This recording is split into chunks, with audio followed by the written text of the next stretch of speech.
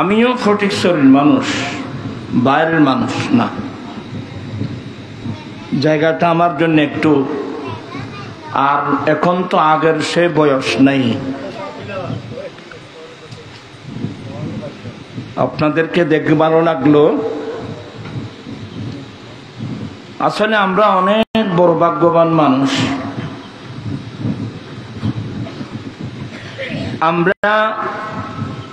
আমরা নিজেদের পরিচয় আমরা নিজেরাই জানি না। আমি কে, আমার পরিচয়টা কি, এটা শুদ্ধ না হওয়ার কারণে আমরা ভিন্ন পথে চলছি। আল্লাহর অনেক বড় দয়া, আল্লাহ আমাদেরকে ইমামুল আম্বিয়ার উম্মত হওয়ার সুযোগ দিয়েছেন, আলহামদুলিল্লাহ।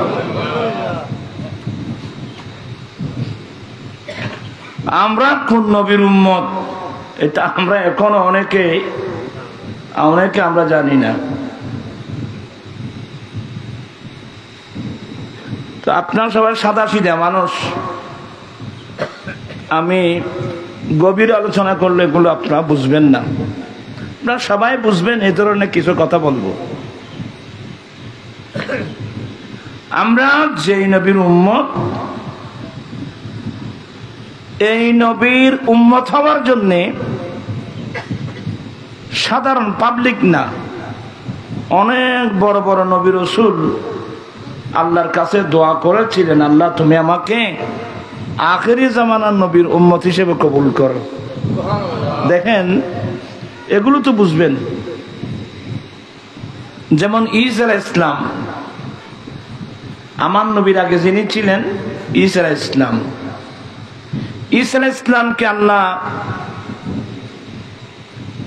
চতুর্থ আসমানে উঠাই নেওয়ার পর থেকে 570 বছরের মধ্যে পৃথিবীর জমিন আল্লাহ কোন নবী রাসূল পাঠান নেই।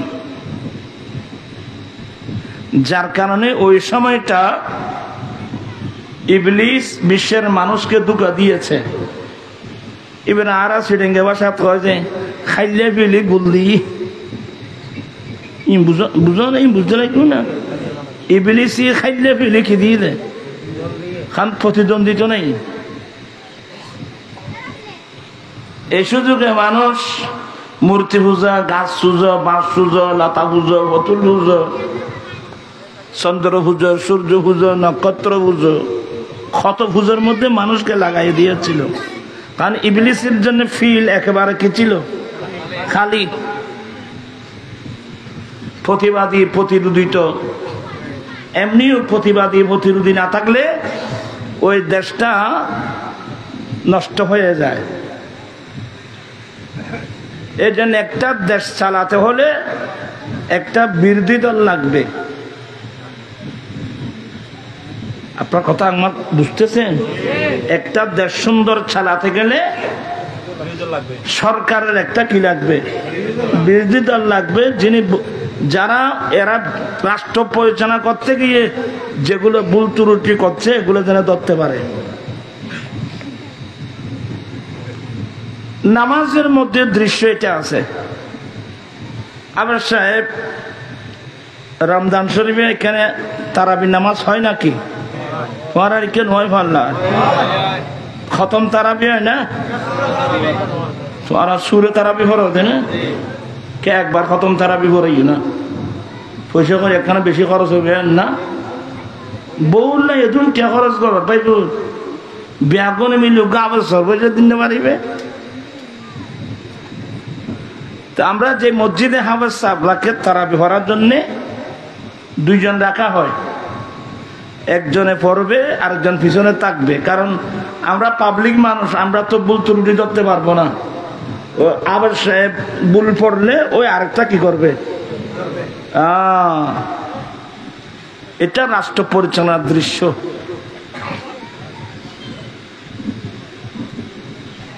তো যাই হোক, এই যে ঈসা আলাইহিস সালাম বড় বড় 4 জন রসুলের মধ্যে একজন। আল্লাহ যাকে একটা কিতাব দিয়েছেন, ইনজিল কিতাব, হ্যাঁ, অনেক মুজিজা দিয়েছেন আল্লাহ ঈসা আলাইহিস সালামকে। অনেক মজা বলতে কুষ্ঠ রোগী চিনেন? কুষ্ঠ রোগী সাদা ব্যারাম হয়ে যেরো কুষ্ঠ রোগী মানুষের গায়ে হাত বুলাই দিলে সাথে সাথে রোগটা কি হয়ে যেত, ভালো হয়ে যেত। মরা মানুষকে জীবিত করত। ঈসা আলাইহিস সালাম মরা মানুষকে কি করত? ওয়াহিল মাউতা বিইذনিল্লাহ, আমি ঈসা আল্লাহর হুকুমে মৃত মানুষ কি করি? জীবিত করি।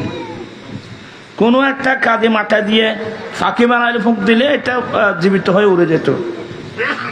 এভাবে আল্লাহ ঈসা আলাইহিস সালামকে অনেক মুজিজা দান করেছেন, কারণ নবীদের জন্য মুজিজার শর্ত।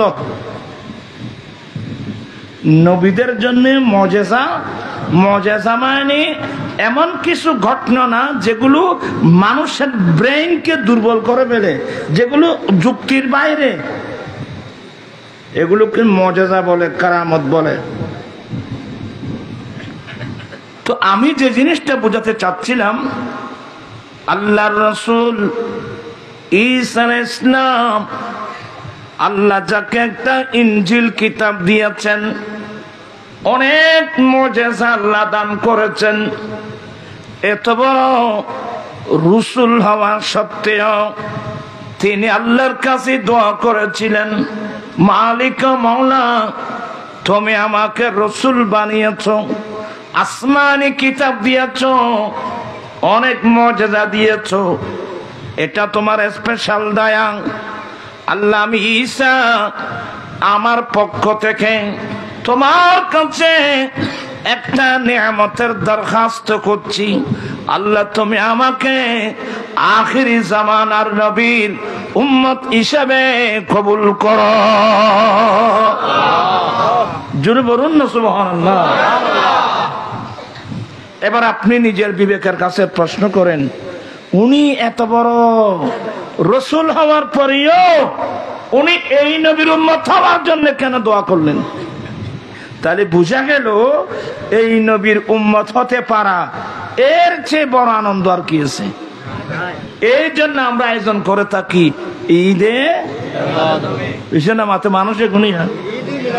আরে এখন ওর সালা আপনি কি আয়োজন করে থাকি?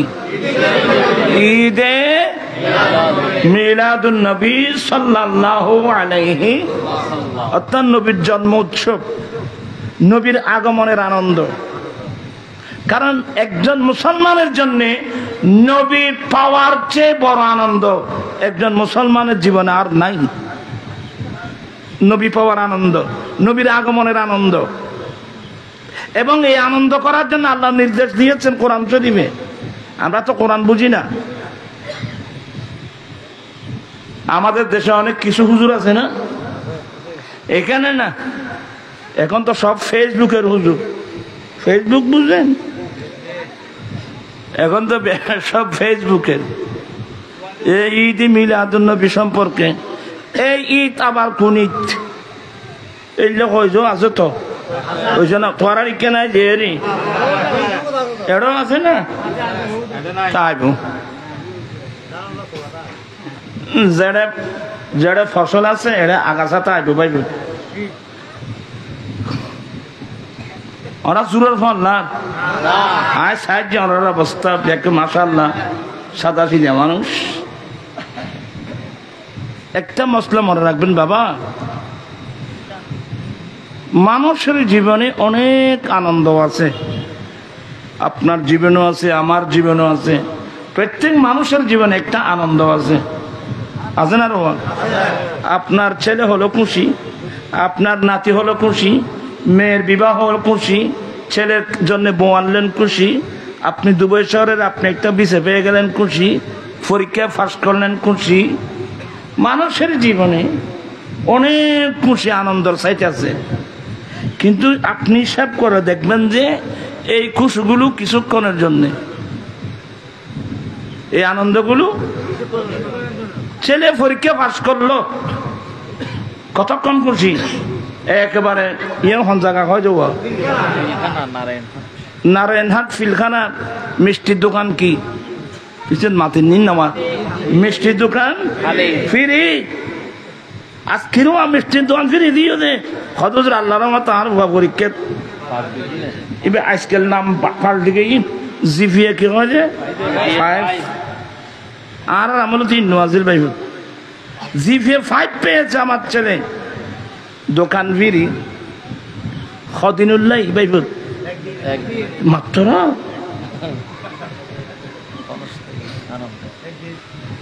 আনন্দ একদিন গিয়ে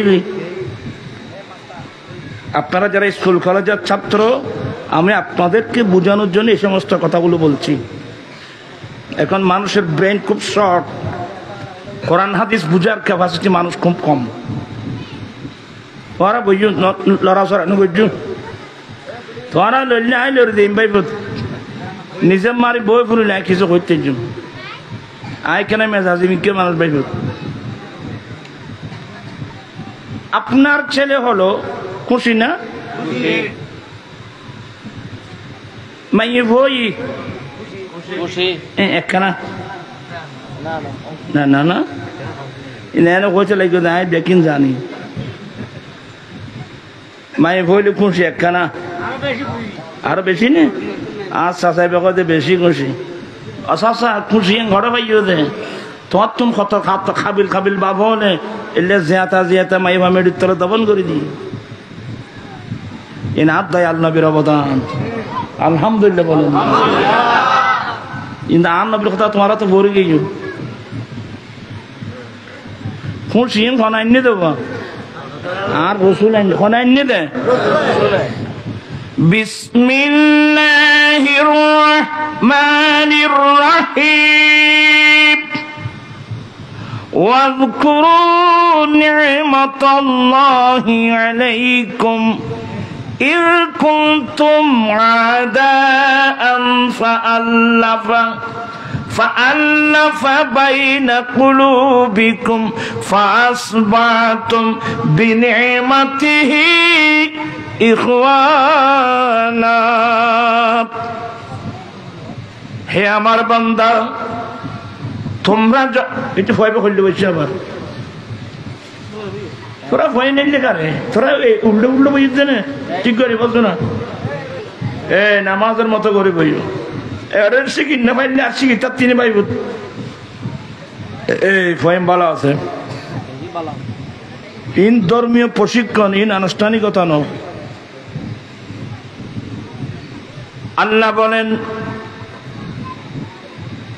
واذكروا نعمة الله عليكم إذ كنتم أعداء বান্দা যখন তোমরা একে অপরের শত্রু ছিলে তোমরা একে অপরের দুশমন ছিলে একে অপরের শত্রু ছিলে ভালোবাসা মায়া মমতা স্নেহ বলতে কিছুই ছিল না তোমরা যখন একে অপরের দুশমন ছিলে তোমরা যখন একে অপরের শত্রু ছিলে এই আয়াতের তাফসীর পড়লে দেখবেন যে আরবস্থানে 2টা গোত্র ছিল একটা গোত্রের নাম আওস আর একটা গোত্রের নাম খাজরাজ এই 2 গোত্রের মারপিট প্রায় 120 বছর বলবৎ ছিল আর 120 বছরের মধ্যে এই তুচ্ছ ঘটনাকে কেন্দ্র করে এমন মারপিট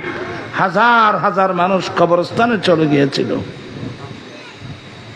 ঘটনা কি এ সামান্য তোমার এটো মাইফা কুরলে সহ্য না বাজে ওই যে মাতি নিজ নাই অত তারা কত বাজে বলে কত কিলে বাজে দে এই কুরল লাই মাইসি সহ্য করে না আসল লাই বাজে না ও তো আসল লাই বাজবে বলে কত আসলে কথা তো বাস্তব এ তুচ্ছ ঘটনা এ তুচ্ছ ঘটনাকে কেন্দ্র করে মানুষের মারপিট ঝগড়া বিবাদ ফারায় ফারায় ঝগড়া বাড়ি বাড়ির ঝগড়া তুচ্ছ ঘটনা ওই যে আরবের আওস এবং খাজরাজ 2 গোত্রের মানুষ তুচ্ছ ঘটনাকে কেন্দ্র করে মারপিট প্রায় 120 বছর বলবৎ ছিল তা আমার আল্লাহ কি বলছেন জানেন বান্দা যখন তোমরা একে অপরের শত্রু ছিলে, একে অপরের দুশ্মন ছিলে, ভালোবাসা মায়া মমতা স্নেহ কিছু ছিল না, ওই সময় আমি তোমাদের কাছে একটা নিয়ামত পাঠিয়েছি। ওই নিয়ামত যখন আসলো, ফাআল্লাফা বাইনা কুলুবিকুম, তোমাদের অন্তরের মধ্যে আমি ভালোবাসা সৃষ্টি করে দিয়েছি। ফাসবাতুম বিনিমাতি ইখওয়ানা, সেই নিয়ামতের মাধ্যমে তোমরা একে অপরের সাথে ভাই ভাই হয়ে শান্তিতে বসবাস করছো। বান্দা, তোমরা আল্লাহর সেই নিয়ামতের কথা স্মরণ করো। আর কথা বুঝতে নেই কোনো মানে? আল্লাহ বলছেন তোমরা সেই নিয়ামতের কথা কি স্মরণ করো। আপনারা সবাই শিক্ষিত লোক, সে কোন নিয়ামত, যে নিয়ামত আসার কারণে আমাদের ভিতর থেকে শত্রুতা মিটা ভালোবাসায় পরিবর্তন হলো, সে কোন নিয়ামত? উত্তর আসবে নিয়ামতুল কুবরা আলাল আলামিন নবী মুহাম্মদুর রাসূলুল্লাহ সাল্লাল্লাহু আলাইহি ওয়াসাল্লাম। নবী আসছেন, ভালোবাসা আসছে, নবী আসছেন, মায়া আসছে, মমতা আসছে, ভাতৃত্ববোধ আসছে, স্নেহ আসছে। তো নিয়ামতি বের হতে হাত গরম ভরিব না? ইন নামা থেকে মানুষের গুণে হাত গরম ভরিব না? এটার নাম ঈদে নবী পাওয়ার আনন্দ। কারণ আমার নবী আসছেন, ভালোবাসা আসছে, মায়া আসছে, মমতা আসছে। নূরের নবীর নূরি চরণ যেদিন পাইব, আরে দুঃখ মুছিয়া লাভ করিল স্বর্গীয় জীবন। সুবহানাল্লাহ বলেন। বাবু তুমি ঠিক করে বইও বাদি, কেন কষ্ট দিই দুজনই বইও। আয় বেশি কথা একটা না দেখবো বাদে তোমার আর বড় শুধু তুমি আল্লাহ কইমনি আর নইলে বান্যার কাছে ধন্য বেশি লাভ কি? আমার জীবন মরণ তখন বলেনি জয়া কেন কষ্ট দিন। আমার জীবন মরণ মাদানি রঙে, আমার জীবন মরণ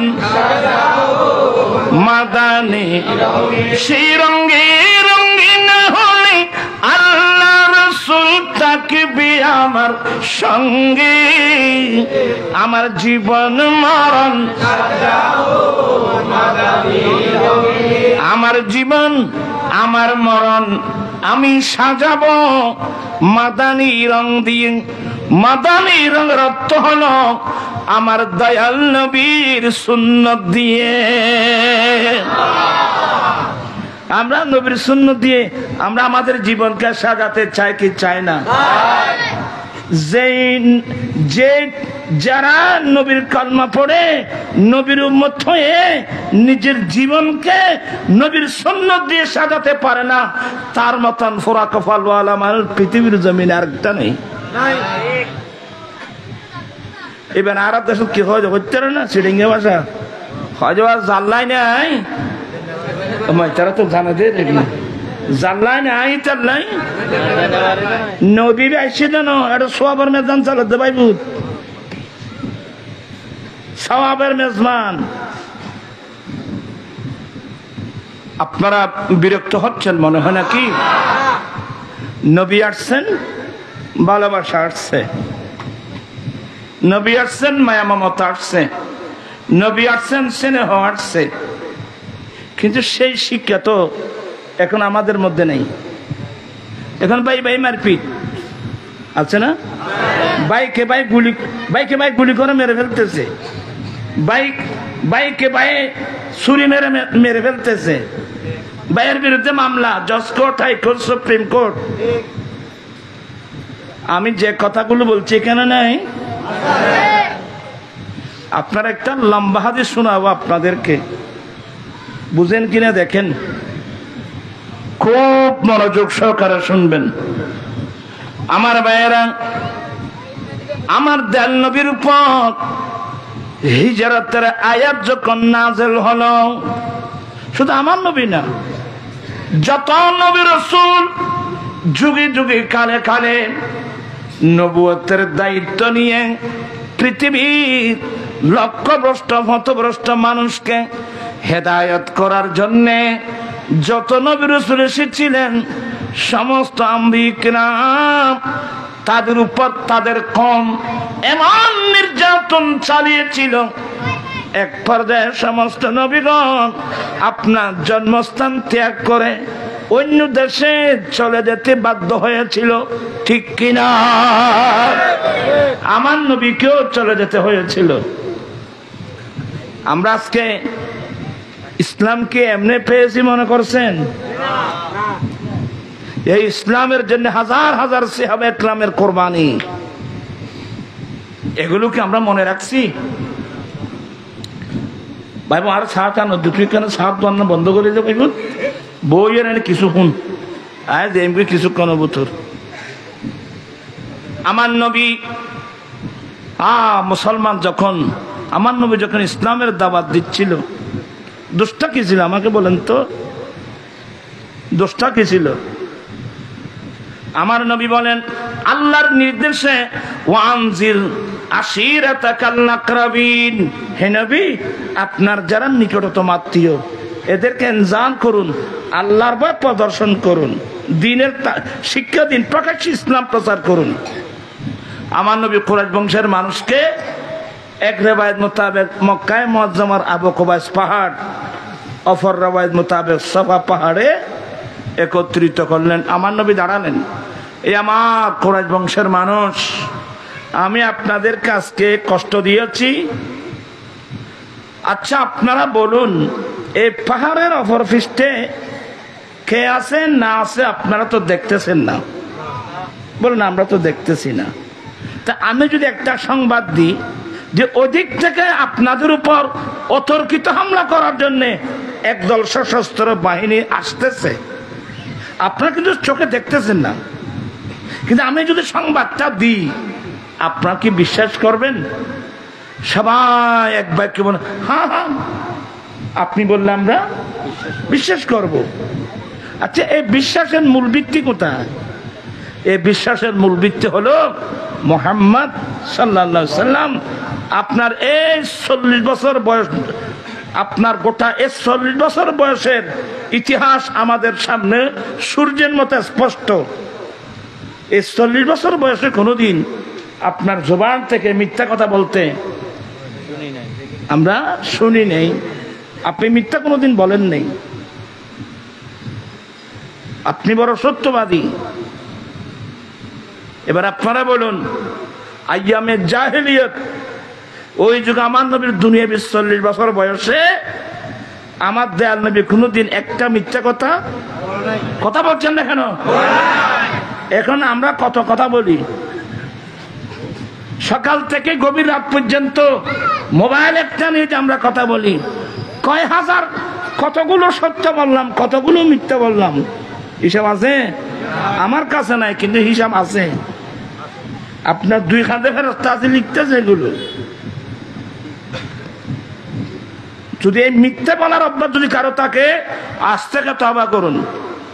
আমার রাসূল বলছেন আয়াতুল মুনাফিকের সালাসা, যারা বিশ্বাসঘাতক মুনাফিক এদের চিহ্ন 3টি: কথা বলতে মিথ্যা বলা, ওয়াদা করলে ভঙ্গ করা, আমানত খেয়ানত করা। কি মানে? কোন মুসলমান মিথ্যা বলতে পারবে না, কোন মুসলমান ওয়াদা খেলাফ করতে পারবে না, কোন মুসলমান আমানত খেয়ানত করতে পারবে না। সব বলুন মারহাবা, আহলান সাহলান, সভাপতি মহোদয়ের আগমন। হুজুর আগে ওই আয় ওয়াজ করি তো সালাতুন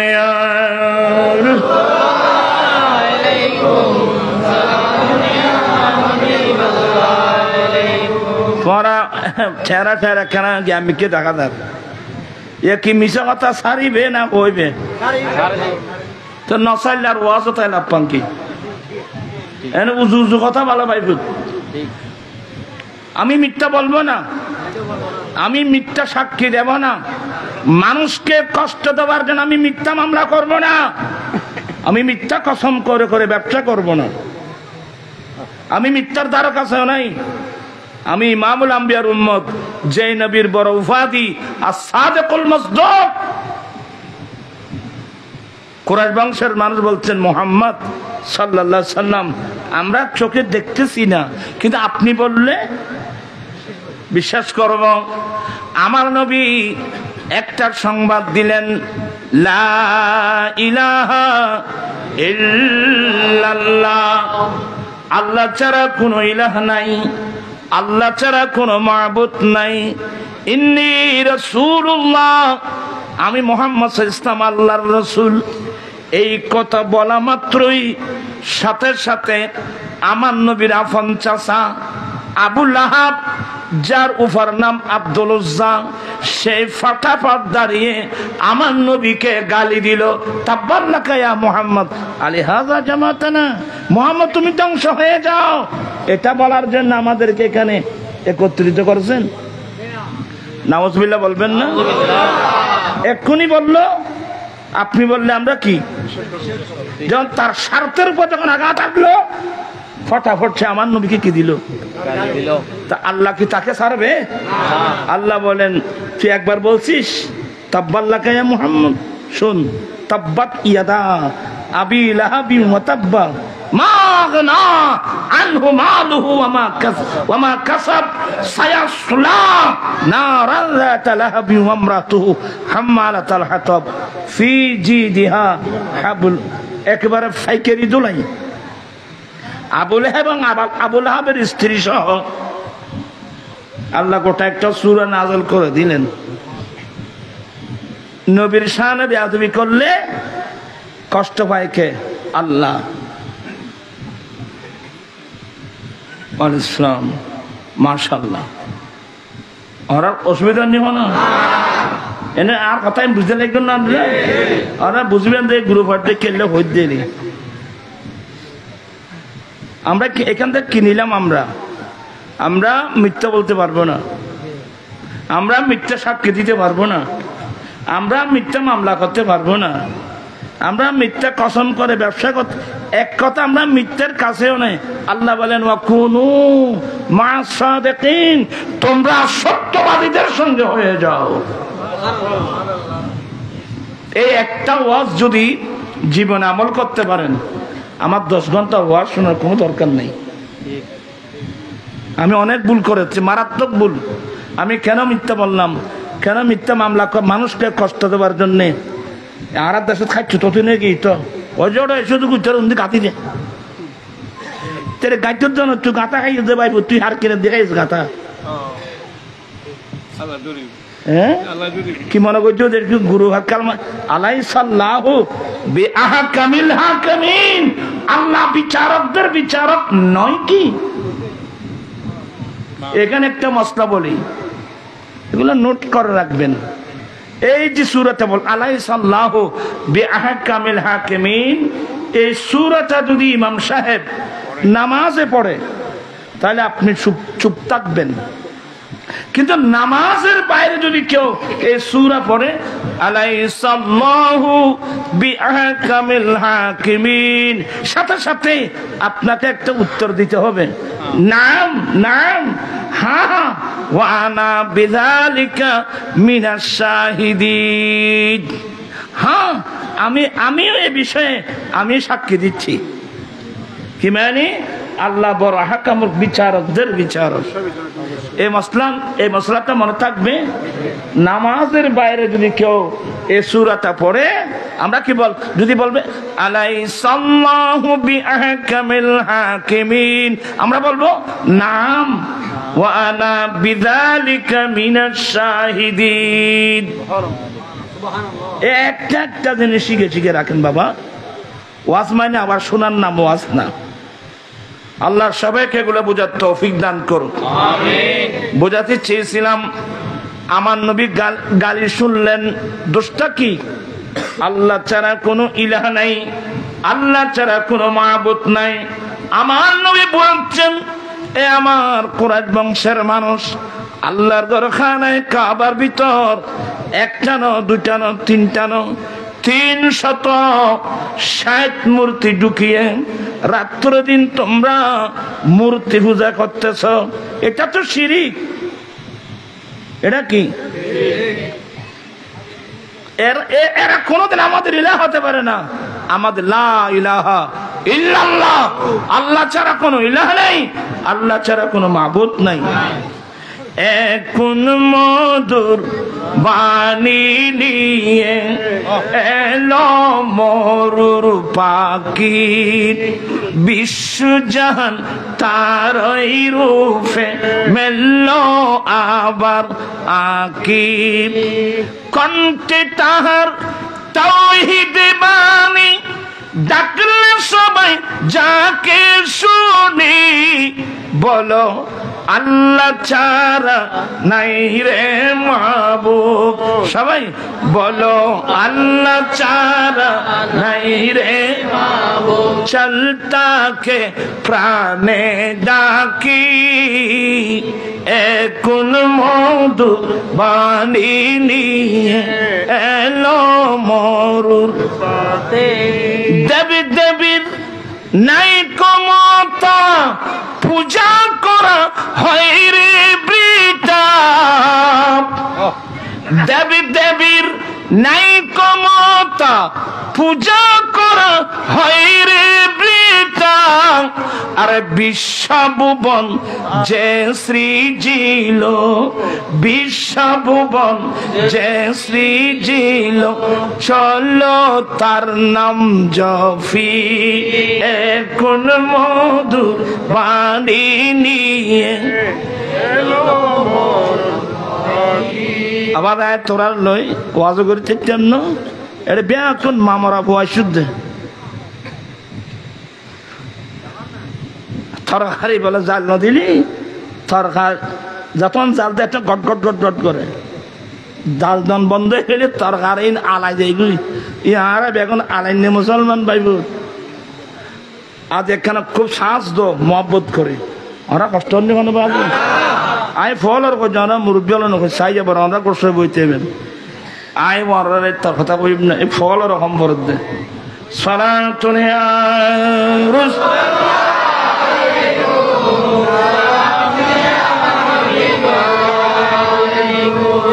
আমি একটু দ্রুত বেগে যাই।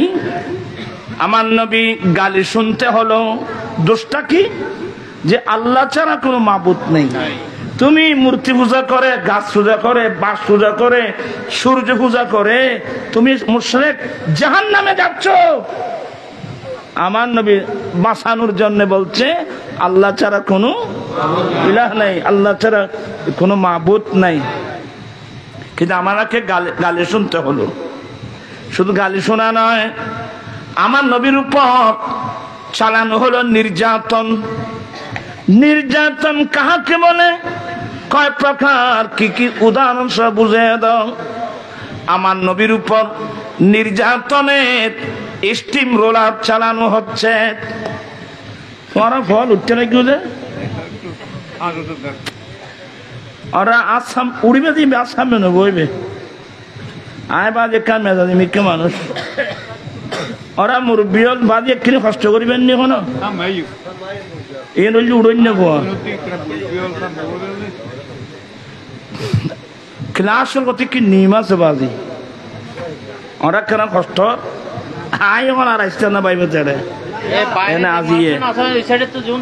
সালাতুন ইয়া রাসূলুল্লাহ,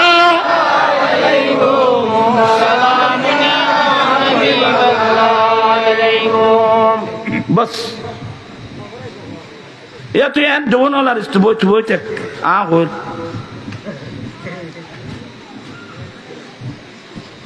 বেগুন মাতলি তুজো রাখানা ইন্দি হয়ে যাইব।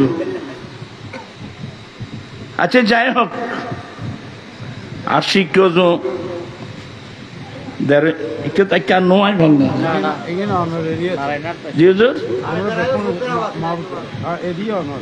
আর এরিয়া না হুজুর উজুরের কাছে ঠিক আছে, উজুরের বেড়া আছে খারাপ বাড়ির মানুষ এক গ্রাম মাদত দর থান দিন তো ওর গোষ্ঠীরই কেন মাইতা গেছে কেনা আর বেগুন চিনি পাই। আচ্ছা যাই হোক, আমি কি যে জিনিসটা বুঝাতে চাচ্ছিলাম, আমার নবী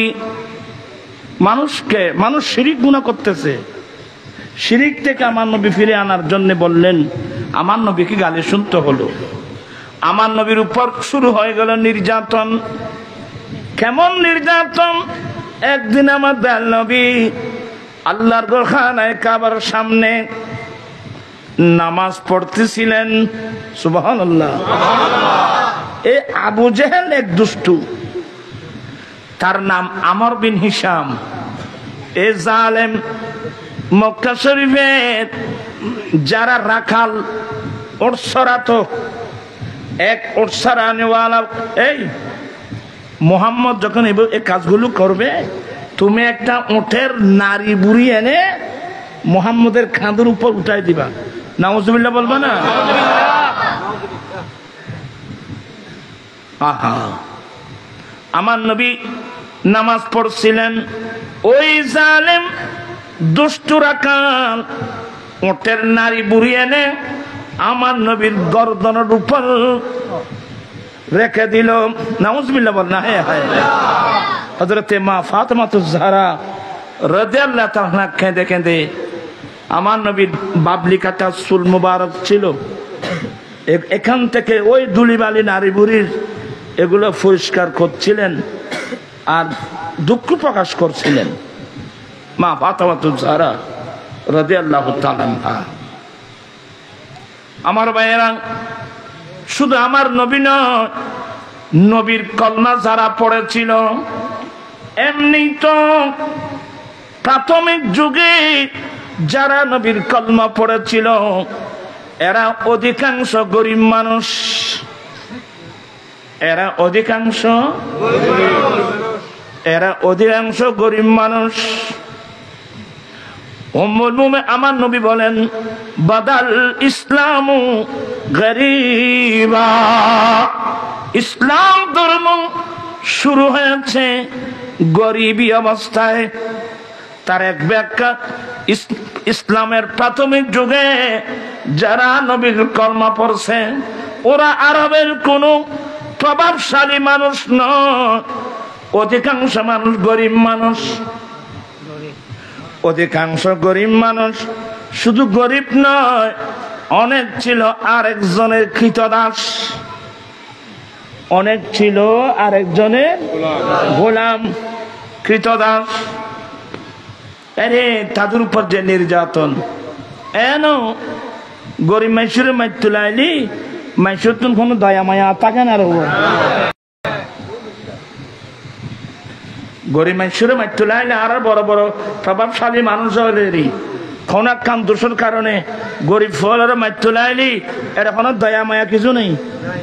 কিন্তু খেয়াল রাখবে, ফিরেবে তোমার মাথার আইব। আমার ভাইয়েরা, আরে বেলাল রাদিয়াল্লাহু তাআলা আনহুর উপর নির্যাতন।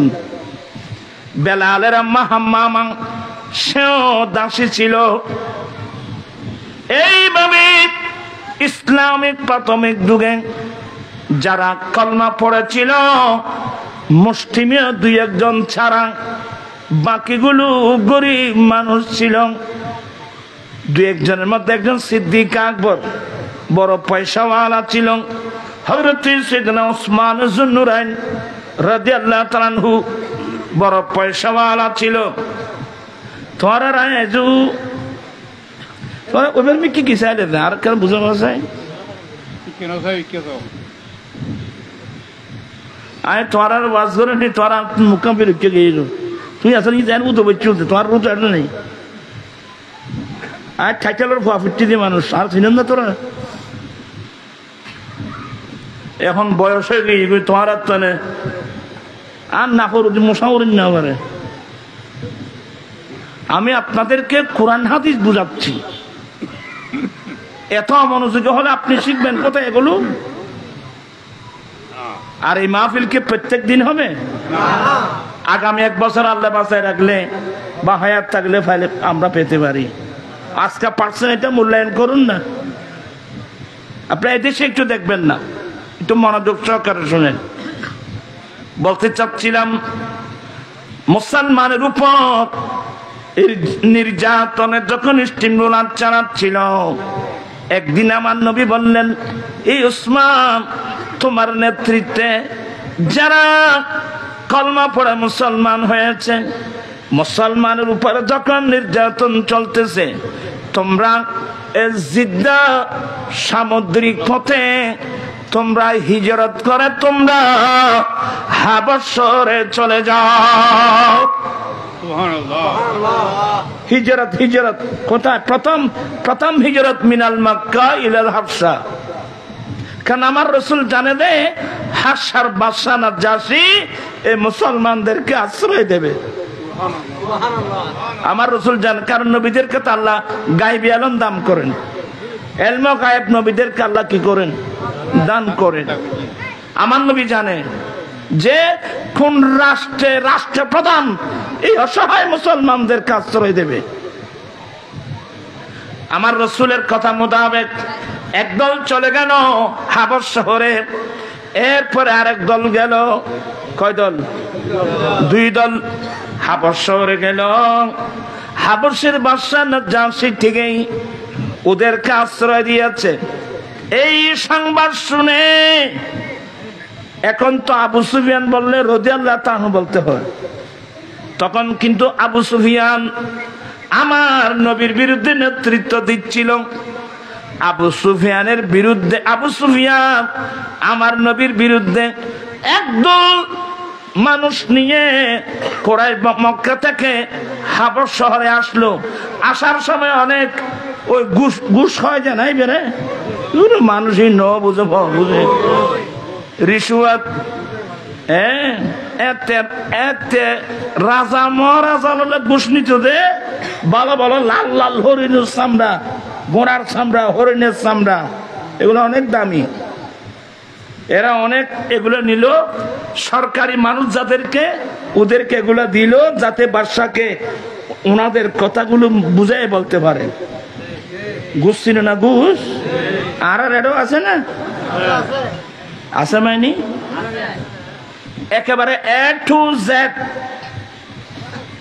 ইংলিশ করলে তো আরো বেশি A to Z বুঝো না? এনে মন্ত্রণালয় তো শুরু করে এটা যায় পর্যন্ত এটা ঘুষ সারা কি হাম আছে।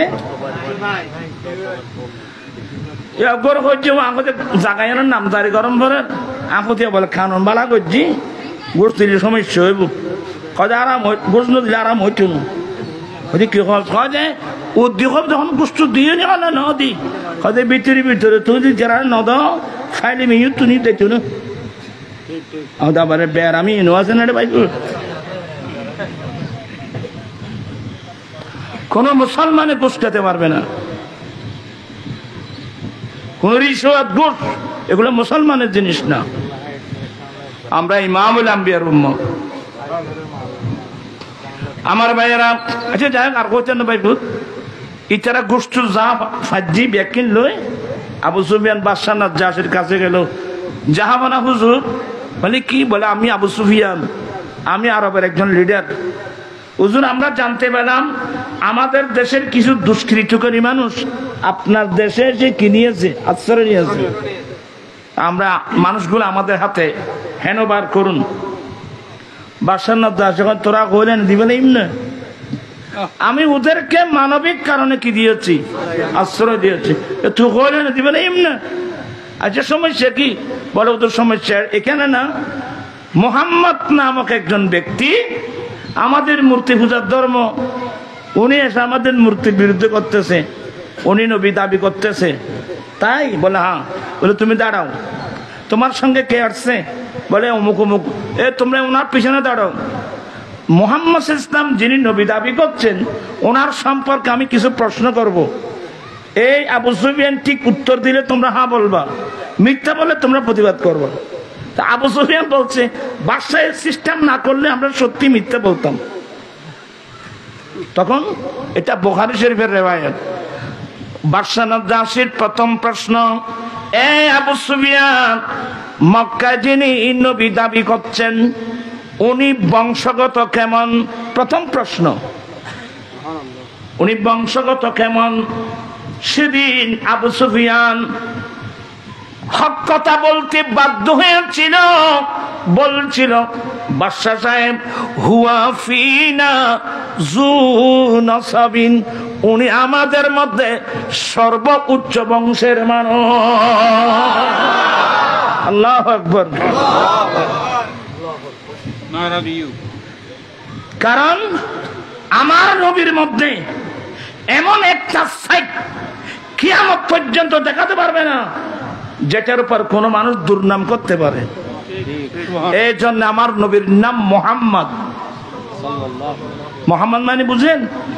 মোহাম্মদ শব্দের অর্থ হলো চরম প্রশংসিত। প্রশংসিত না, চরম প্রশংসিত। আমার নবী দুনিয়াতে আসার 7 দিনের দিন আমার নবীর দাদা যান আব্দুল মুত্তালিব খাবার ব্যবস্থা, আকিকের ব্যবস্থা করলেন। কিসের? মাথে নিশা না, আকিকের ব্যবস্থা করলেন। সবাই খানা খাওয়ার পরে আব্দুল মুত্তালিব, আচ্ছা আপনার নাতির নাম কি রাখছেন? বলে আমার নাতির নাম রাখলাম মোহাম্মদ। বলছে এরা বলছে আব্দুল মুত্তালিব আপনাদের বংশগোষ্ঠী খুললে তো কোন যুগে কোন কালে কোন মানুষের নাম মোহাম্মদ নাই, আপনি আপনাদের বংশগোষ্ঠীর বিপরীত আপনি মোহাম্মদ নাম রাখলেন কেন?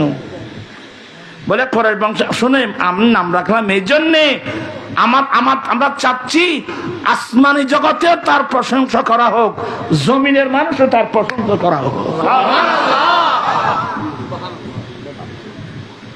আমাদের নবীর নাম মোহাম্মদ। মোহাম্মদ মানে চরম প্রশংসিত। প্রশংসা কার করা যায়? যার মধ্যে কিঞ্চিত পরিমাণ কোনো দুর্নাম, কোনো দোষ থাকে না। যার মধ্যে কিঞ্চিত পরিমাণ কি থাকে না।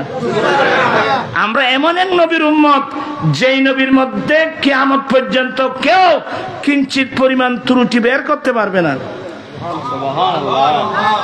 কিন্তু দুঃখনীয় বিষয়, আমাদের দেশে ইসলামের নামে এমন এমন বই পুস্তক লেখা হয়েছে। আমার নবী সম্পর্কে একজন মন্তব্য করলো, নবী তিনি আমাদের মতো একজন দোষে গুণে মানুষ। আচ্ছা আমার নবীর মধ্যে আপনি দোষ পেলেন কোথায়? নবী থেকে দোষ বের করেছে খ্রিস্টানরা, বই লিখছে দা প্রবলেম লাইফ অফ মোহাম্মদ। নাউজুবিল্লাহ মিন যালিক। মোহাম্মদ ইসলামের লাইফে প্রবলেম গুলো লিখে ওরা একটা বই বের করছে, দা প্রবলেম লাইফ অফ মোহাম্মদ। নাউজুবিল্লাহ মিন যালিক। আমি বলছি আমার নবীর লাইফের মধ্যে কোনো প্রবলেম নাই, এটা তোমার ব্রেনের প্রবলেম। এটা তোমার ব্রেনের প্রবলেম। আমার নবীর লাইফের মধ্যে কোনো প্রবলেম আছে? আরে এগুলো না, নবীর লাইফের মধ্যে শুরু থেকে শেষ পর্যন্ত ব্যক্তিগত জীবন, পারিবারিক জীবন, সমাজ জীবন, রাষ্ট্রীয় জীবন, সমাজনীতি, অর্থনীতি, রাষ্ট্রনীতি, রাজনীতি, শিক্ষানীতি, বাণিজ্য নীতি, পররাষ্ট্রনীতি, এক কথায় জন্মলগ্ন থেকে মৃত্যুকাল পর্যন্ত মানুষের জীবনের যত প্রবলেম, সমস্ত প্রবলেমের সমাধানে আছে আমার রাসূলের লাইফের মধ্যে। ঠিক কিনা ভাইরা আমার? দুঃখ লাগে ইসলামের নাম ব্যবহার করলাম আর আপনি রাসূল সম্পর্কে বললেন আমার মতো দোষে গুণে মানুষ। আমার নবীর মধ্যে দোষের কোন চ্যাপ্টার আছে? আচ্ছা তিরমিজি, বুখারীর হাদিস এগুলো নেবেন কোথায়? আমার নবী বলছেন আল্লাহর অনেক বড় দয়া। আল্লাহর বড় দয়া এটা আশ্চর্য না হয়ে পারা যায় না। কুরাইশ বংশের মানুষ আমাকে মুজাম্মাম বলতো। কুরাইশ বংশের মানুষ আমাকে কি বলতো? মুজাম্মাম মানে যার দুর্নাম করা হয়। মুজাম্মাম মানে যার দুর্নাম করা হয়। কুরাইশ বংশের মানুষ আমাকে মুজাম্মাম বলতো। আল্লাহর কি দয়া!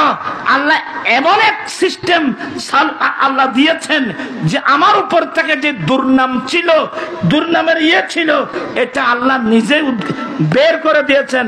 আল্লাহ আমার নাম রাখছেন মোহাম্মদ। মোহাম্মদ মানে চরম প্রশংসিত। আচ্ছা বেতন দোষ ধরার জন্য ভাইবুত ऐसी कुदरत ने तेरी सूरत सवारी या रसूल, ऐसी कुदरत ने तेरी सूरत सवारी या रसूल, दोनों आलम को हुई शक्ल प्यारी या रसूल। এই বেতে দোষ আছে না? আবু সুফিয়ান বলে, বাদশা নাজ্জাশ জিজ্ঞাসা করলেন যে উনি বংশগত কেমন? আচ্ছা উনি প্রথম এই প্রশ্নটা কেন করলেন? কারণ দুনিয়ার যারা লিডার আছে, লিডার যারা নেতৃত্ব দেয় আর কি, লিডার আছে, আর দেশ তো আছে তো ওই জন্য মাতেকা এর বুড়ুর দ্বারা এলি সাইড মাত্র এ মাঠ গরম করি বেরি ইতে দুর্নাম করে, ইতে দুর্নাম করে ওই জন্য মাতেকা দুস্তুর চার এনে পাইলি এটার বংশ মধ্যে হরে কি আসিলি, তোর বাপে কিজি দাদা কিজি এই বিয়া। আচ্ছা আচ্ছা সাপটারি বেড়াটা খানা আমাজান আর তিন কিলেন ইজের তো খাম, তার কিছু নেই।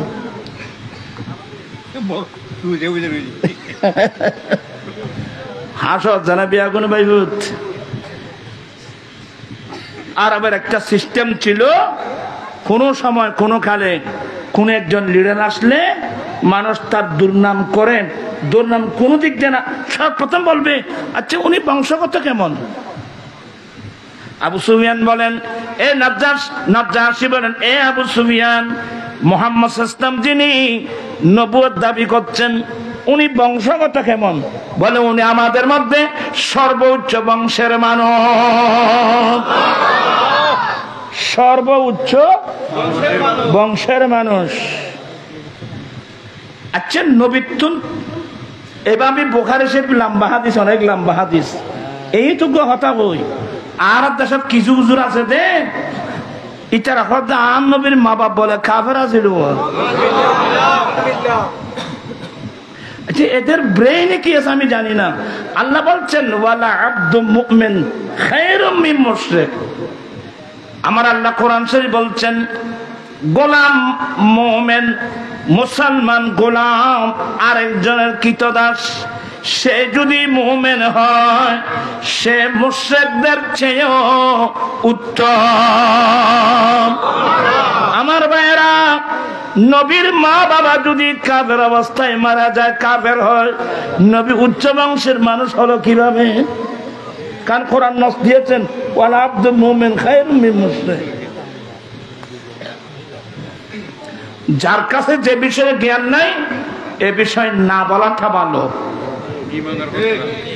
আচ্ছা তুমি যে নবীর মা বাবা কাফের বলছো, নবীর অন্তরে শান্তি পেল? আপনারা শিক্ষিত বলেন, এটা তো বলবেন। কেউ যদি নবীর মা বাবা কাফের বলে, এটা নবী শান্তি হবে না, না আঘাত পাবে?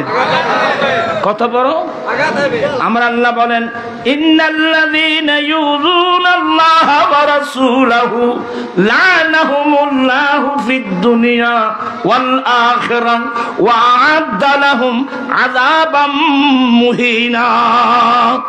যারা আল্লাহ এবং আল্লাহর রাসূলকে কষ্ট দেয় তাদের উপর দুনিয়া তো আল্লাহর অভিশাপ, আখিরাতের মতো আবশ্যক, তাদের জন্য আল্লাহ বড় পীড়াদায়ক শাস্তি আযাব আল্লাহ নির্ধারণ করে রাখছে। আপনারা ইসলামী যে সমস্ত ছেলেরা মেয়েরা ইসলামকে, আমরা মুসলমান, ইসলামকে আমাকে মানতে হবে, পছন্দ করতে হবে। আমি ইসলামের বাইরে এক কদম দেওয়ার ক্ষমতা আমার কাছে যদি ইসলামের নাম ব্যবহার করে আপনি ইসলাম বিরোধী কথা বলবেন, এটা তো আমি মানতে পারবো না। আপনি নবীর মা বাবাকে নিয়ে কথা বলছেন কেন? বলো হুজুর আপনি তো কিছুক্ষণ আগে বলে আসলেন ঈসা আলাইহিস সালামকে আল্লাহ চতুর্থ আসমান উঠাই নেওয়ার পর থেকে এই 570 বছরের মধ্যে কোন নবী রাসূল আল্লাহ পাঠান নাই। হ্যাঁ এটা তো সত্য, পাঠান নাই তো সত্য। আর আমার নবী মা বাবা মারা গেল, নবী তো দুনিয়াতে সে বাবাকে দেখে নাই। মাকে পেয়েছেন তাও দুনিয়াবি 6 বছর। 6 বছর বয়সে মাও আমার নবীর নানার বাড়িতে বেড়াতে গিয়ে, মদিনা শরীফ এটা আমার নবীর নানার বাড়ি। হ্যাঁ, তখন তো মদিনা ছিল না, তখন নাম ছিল ইয়াসরিব, এখন তো মদিনা বলতে হবে। হ্যাঁ, তো ওখানে মারা গেলেন 6 বছর বয়সে। এরপর থেকে উম্মে আইমানের সঙ্গে নবী চলে গেল। আমার নবীর দাদা যান বুকে নিল। আমার নবীর দাদা যান নবীকে লালন পালন করছে। 6 বছর পরে আরো 2 বছর, 6 2 8, 8 বছর নবীর দুনিয়াবি বয়স। দাদা জানো দুনিয়া থেকে চলে যাচ্ছে। তো আমার নবীর চাচা আবু তালেবকে ডাকছে, আবু তালেব আমি যাচ্ছি, আমার নাতিকে তোমার হাতে উঠাই দিয়ে যাচ্ছি, দুঃখে সুখে তুমি আমার নাতির পাশে থাকবা। আবু তালেব বলে, বাবা আপনি চিন্তা করবেন না, আমি ওয়াদা দিচ্ছি আমি সব সময় ওনার পাশে থাকবো। সুবহানাল্লাহ। আপনার কথা বুঝতেছেন? আবু তালেব আসলে সত্যি আমার নবীর জন্য অনেক কষ্ট সহ্য করেছে। তো এখন কথা হলো, ওই সময় তো কোনো নবী ছিল না, ওই সময় তো কোনো নবী ছিল না। তলি নবীর মা বাবা কার কলমা পড়লো? আমার ভাইয়েরা খুব মনোযোগ সহকারে শুনবেন। নূহ আলাইহিস সালামের ইন্তেকালের পরে, নূহ আলাইহিস সালামের ইন্তেকালের পরে পৃথিবীর বুকে যতগুলো বিধর্মী রাষ্ট্র থাকবে, প্রত্যেক রাষ্ট্রের মধ্যে কমের মধ্যে 7 জন মুমিন থাকতে হবে। কয়জন? আমি আপনাদেরকে অনেক গুরুত্বপূর্ণ তথ্যগুলো দিচ্ছি। নূহ আলাইহিস সালামের ইন্তেকালের পরে সারা পৃথিবীতে যে কোনো বিধর্মী রাষ্ট্র, সে রাষ্ট্রের মধ্যে মুসলমান না থাকলেও কমের মধ্যে কয়জন? 7 জন মুসলমান থাকতে হবে। এই 7 জন মুসলমান না থাকলে আল্লাহ সে রাষ্ট্র ধ্বংস করে দেবে। যেমন বাদশাহ দকিয়ানুসের আমল, বাদশাহ দকিয়ানুসের আমল, যে নিজেকে খোদা দাবি করত, নাউজুবিল্লাহ বলে, যে নিজেকে খোদা দাবি করত, মানুষ তার পূজা করত, সজদা করত, তার পূজা করত। বাদশাহ কি নাম? দকিয়ানুস। তখন ওনার যুগে 7 জন ফাক্কা মুমিন আল্লাহর ওয়ালি, যেগুলোর নাম আসহাবে কাহফ। কয়জন? এই কি মানে? নূহ আলাইহিস সালামের পরে যে কোনো কাফের মুশরিক রাষ্ট্রের মধ্যে কোনো মুসলমান নাই, কিন্তু ক্ষমার মধ্যে কজন থাকতে হবে? 7 জন থাকতে, কারণ 7 জন মুমিন না থাকলে আল্লাহ ওই রাষ্ট্র ধ্বংস করে দেবে। আপনাকে কথাগুলো বুঝতেছেন? অতএব এই হাদিসের আলোকে এরা মিল্লত ইব্রাহিমের উপর ছিল। 7 জনের মধ্যে আমার নবীর মা ছিল, আমার নবীর বাবা ছিল, আমার নবীর দাদা ছিল, এভাবে 7 জনের চেয়ে আরো বেশি ছিল। এরা মিল্লত ইব্রাহিমের উপর ছিল। এদের কলমা ছিল লা ইলাহা ইল্লাল্লাহ, আল্লাহ ছাড়া কোনো ইলাহা নাই। এদেরকে বলা হয় তৌহিদি জনতা। আমাদের দেশে স্লোগান দেন তৌহিদি জনতা, এবে ভুল। আমাদের দেশে স্লোগান দিবে ধর্মপ্রাণ মুসলিম জনতা, কারণ এখানে তৌহিদও আছে, নবীর রিসালাতও আছে। তৌহিদি জনতা ওরা যখন কোনো নবী ছিল না। যেমন ইব্রাহিম আলাইহিস সালামের, যারা ইব্রাহিম ইসলামের মিল্লাতের মধ্যে ছিল, এদের কলমা ছিল শুধু লা ইলাহা ইল্লাল্লাহ, আল্লাহ ছাড়া কোনো ইলাহ নাই, এতটুকু। তখন কোনো নবী ছিল না, এর জন্য রিসালাতের স্বীকৃতি দেওয়া হয় নাই।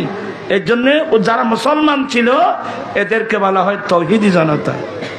কিন্তু আমাদের মধ্যে আল্লাহ তো আমাদেরকে নবী হন্য দিয়ে, আর নবী হন্য দিয়ে সবসে নবী,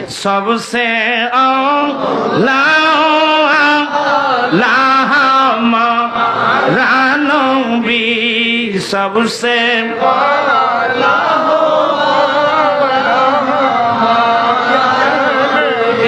বাজে আমরা কষ্ট রায় দেখি ও তুই তারা আবার আরো তুলি তুলি বেশি হইতে নামতে নাই ফাতিনি তোরা পাইবো তাই কেন যাই কি তোরা কষ্ট করে যাই কেন দেশের যাই কষ্ট না বা এই বই কি তোরা যতন শিখি ন পারি এখন যাইতে কষ্ট হইলে আজ বউবি জানোই কষ্ট দিচ্ছে রে বা কষ্ট তো আছে কবি নজরুল হতে পাইব দুঃখ যাদের জীবন গড়া তাদের আবার দুঃখ কিসের দুঃখ যাদের জীবন গড়া তাদের আবার দুঃখ কিসের আসলে আমাদেরকে আল্লাহ বানিয়েছেন আরামের জন্য না লা উকসিমু বিহাযাল বালাদ ওয়া ওয়ালিদিন ওয়া মা ওয়ালাদ ওয়াব সাফরনা লা উকসিমু বিহাযাল বালাদ ওয়া আনতা হিল্লুম বিহাযাল বালাদ ওয়া ওয়ালিদিন ওয়া মা ওয়ালাদ লাকাদ খালাকনাল ইনসানা ফি কাবাদ এ মানে বুঝুন না আল্লাহ কয়েকটা কসম করে বলছেন নিশ্চয় আমি তো ইনসান মানব জাতিকে বানিয়েছি অনেক কষ্টের মধ্যে অনেক কষ্টের মধ্যে অনেক কষ্টের মধ্যে আরেক মানে হলো কষ্টের জন্য আইলিল মুশাক্কাত কষ্টের ভিতর এবং কষ্টের জন্য তো কষ্টের ভিতর মানে মার গর্ভের ভিতর মার গর্ভ সম্পর্কে কোনো আইডিয়া আছে আমাদের এনে বেগুন দূরত আর একবারে খাবিলতি ফটকাই রে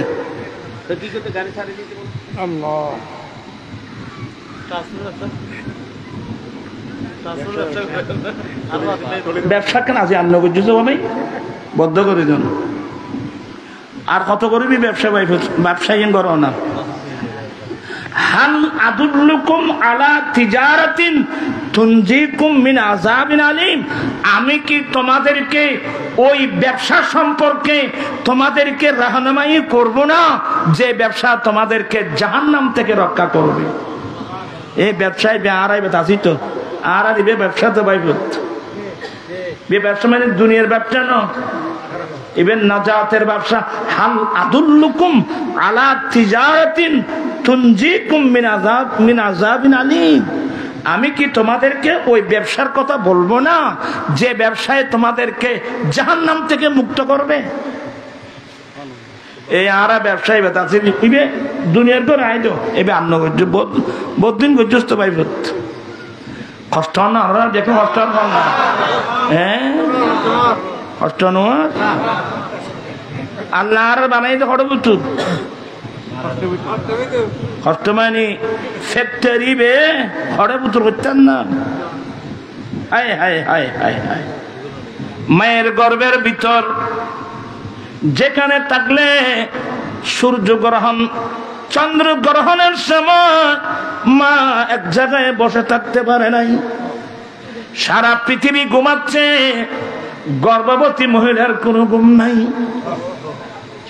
আমার রক্ষার জন্য আপনার রক্ষার জন্য এগুলো কি দেখছো আল্লাহ কোরআনে পাকে কি কি কষ্টের কথা বলছেন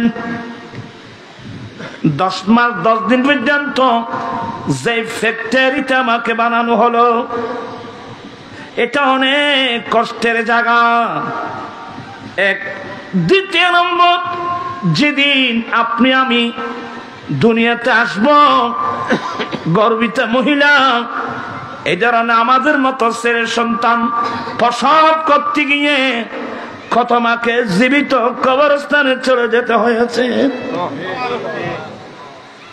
কত মেয়েকে সিজার করে করে আমাদের মতো ছেলে সন্তানকে বের করা হচ্ছে দুনিয়াতে আসার সময় আর কষ্ট দুনিয়াতে আসার পরে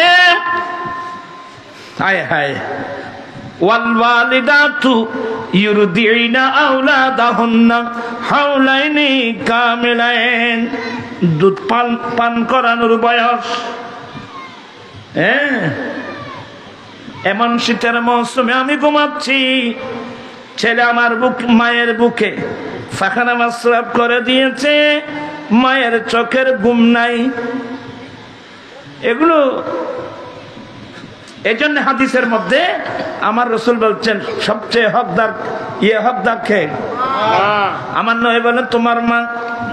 আমার সাহাবা জিজ্ঞাসা মাইয়ুন, এরপরে বলে তোমার মা, এরপরে বলে তোমার মা, চতুর্থবারে বলা হচ্ছে তোমার বাবা।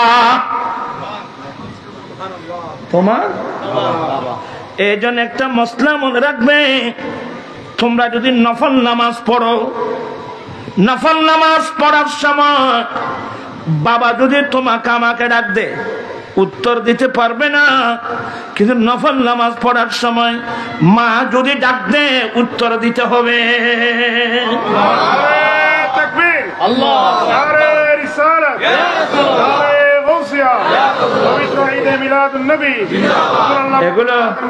এগুলো শিখছেন আর তার কাছেও নেই। आज कौन आया है आमना की आंगन में, नूर जगमगाया आमना की आंगन, आमना की आंगन में, आमना की आंगन में, आमना के आंगन में, आमिना के आंगन में नूर जगमगाया है आमना के आंगन में। सलावत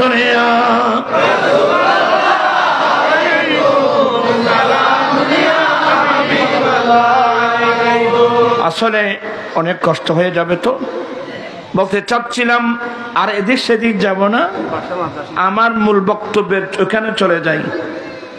আমি কয়বার হিজরতের কথা বললাম, এক পর্যায়ে বাদশা নাজ্জাশী ভিতরে ভিতরে আমার নবীর কলমা পড়ে মুসলমান হয়ে গেছে, এবং বাদশা নাজ্জাশী আমার নবীকে অন্তর দিয়ে এমন ভালোবাসতেন, আমার নবী কি ভালোবাসার নিদর্শন স্বরূপ। এখন তো আরব দেশের ভালোবাসা ইনেন মুকুরুত, I love you, I love you, আমি তোমায় ভালোবাসি, এই মতিন শব্দ স্বীকৃত ভাই কোন ভালোবাসা দেয় ওই আর মাথা না কইতো দয়া আছে মায়া আছে গলার দড়ি খাঁদে দুও পয়সের আঠে গেলা না এখানে আল্লাহর কথা সারেন এইদিন কথা কি দয়া আছে মায়া আছে গলার দড়ি খাঁদে দুও পয়সে আটটা গেলা চিনো না খেলা জীবের আর গায়ে বেগম বিজি খাওয়ানো যায় এই বন দেখো দেন দয়া মায়া আমি তোমায় ভালোবাসি ভালোবাসা দূরের যায়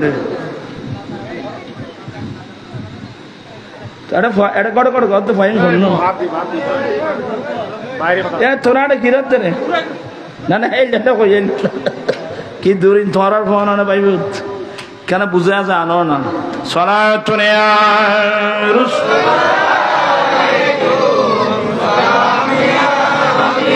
আচ্ছা আন্নবারে কথাবার্তা বাদশা নাজ্জাশী আমার নবীকে ভালোবাসে।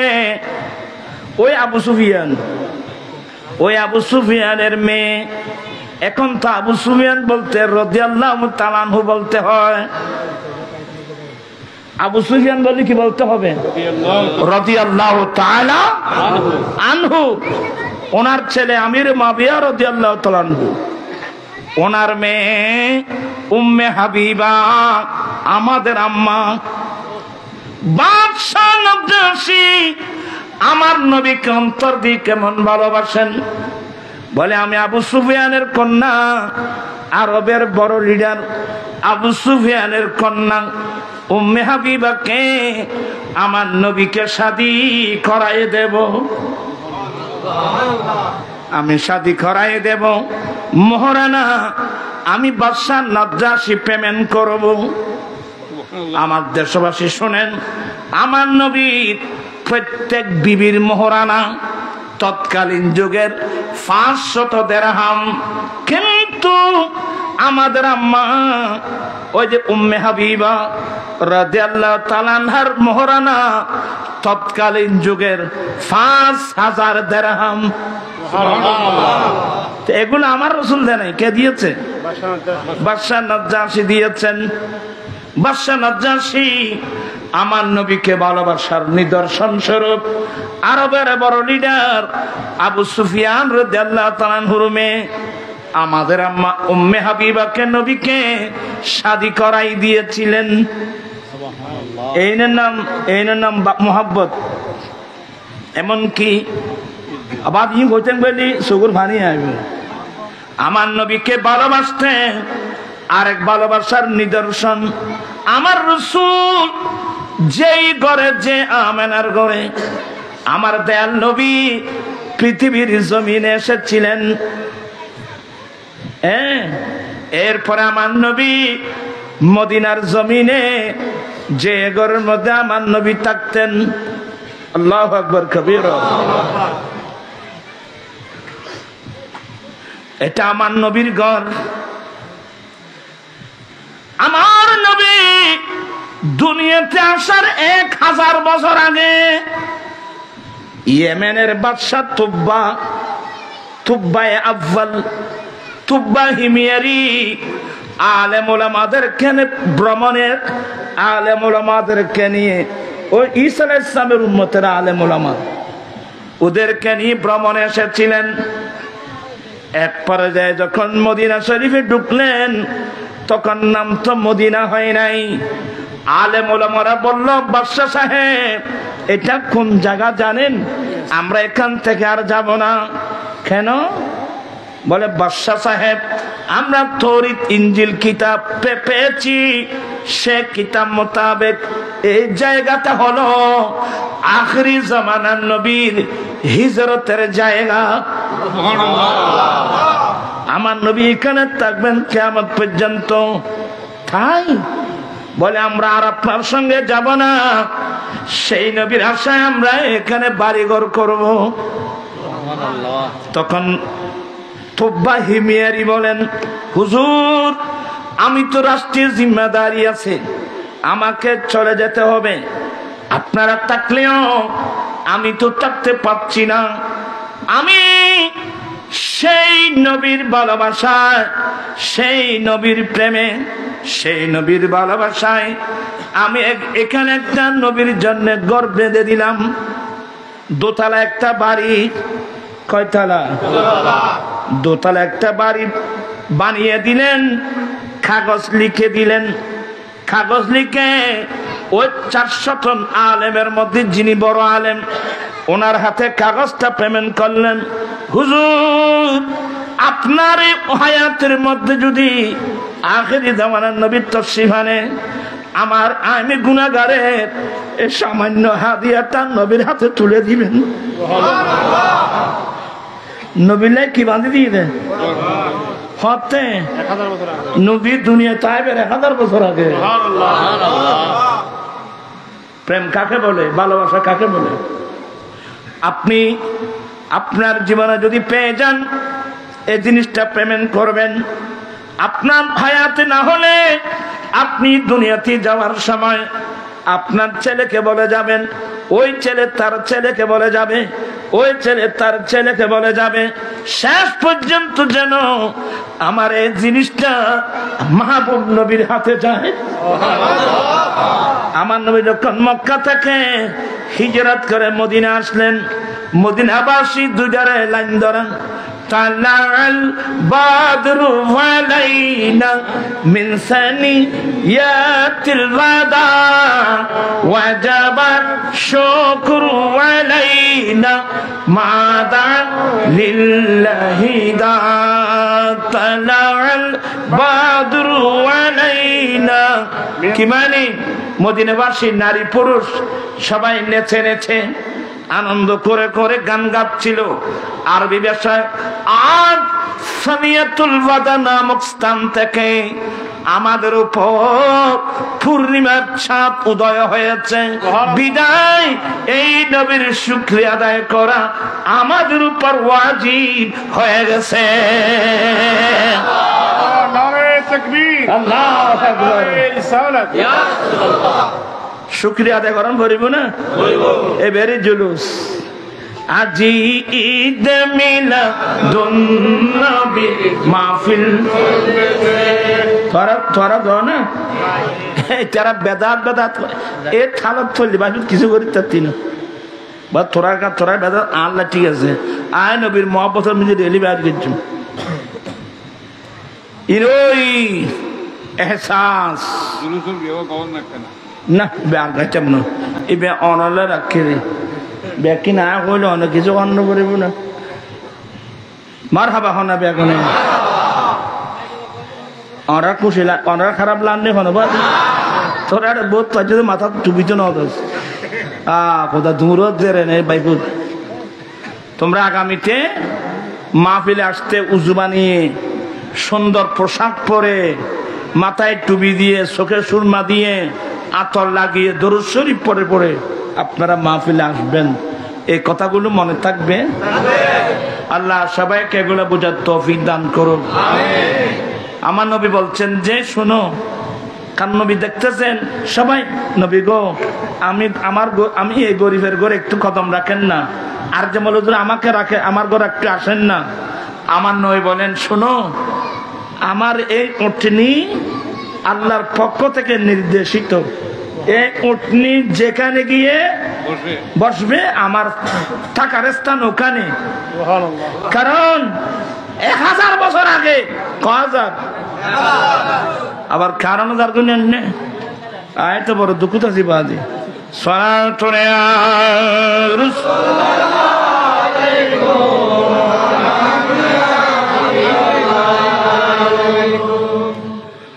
আমার নবী বলেন আবার ইবে দিয়ে একতেরে ফুকবে এখন আমি সবুজ থাকবে ইন্নজন বাদি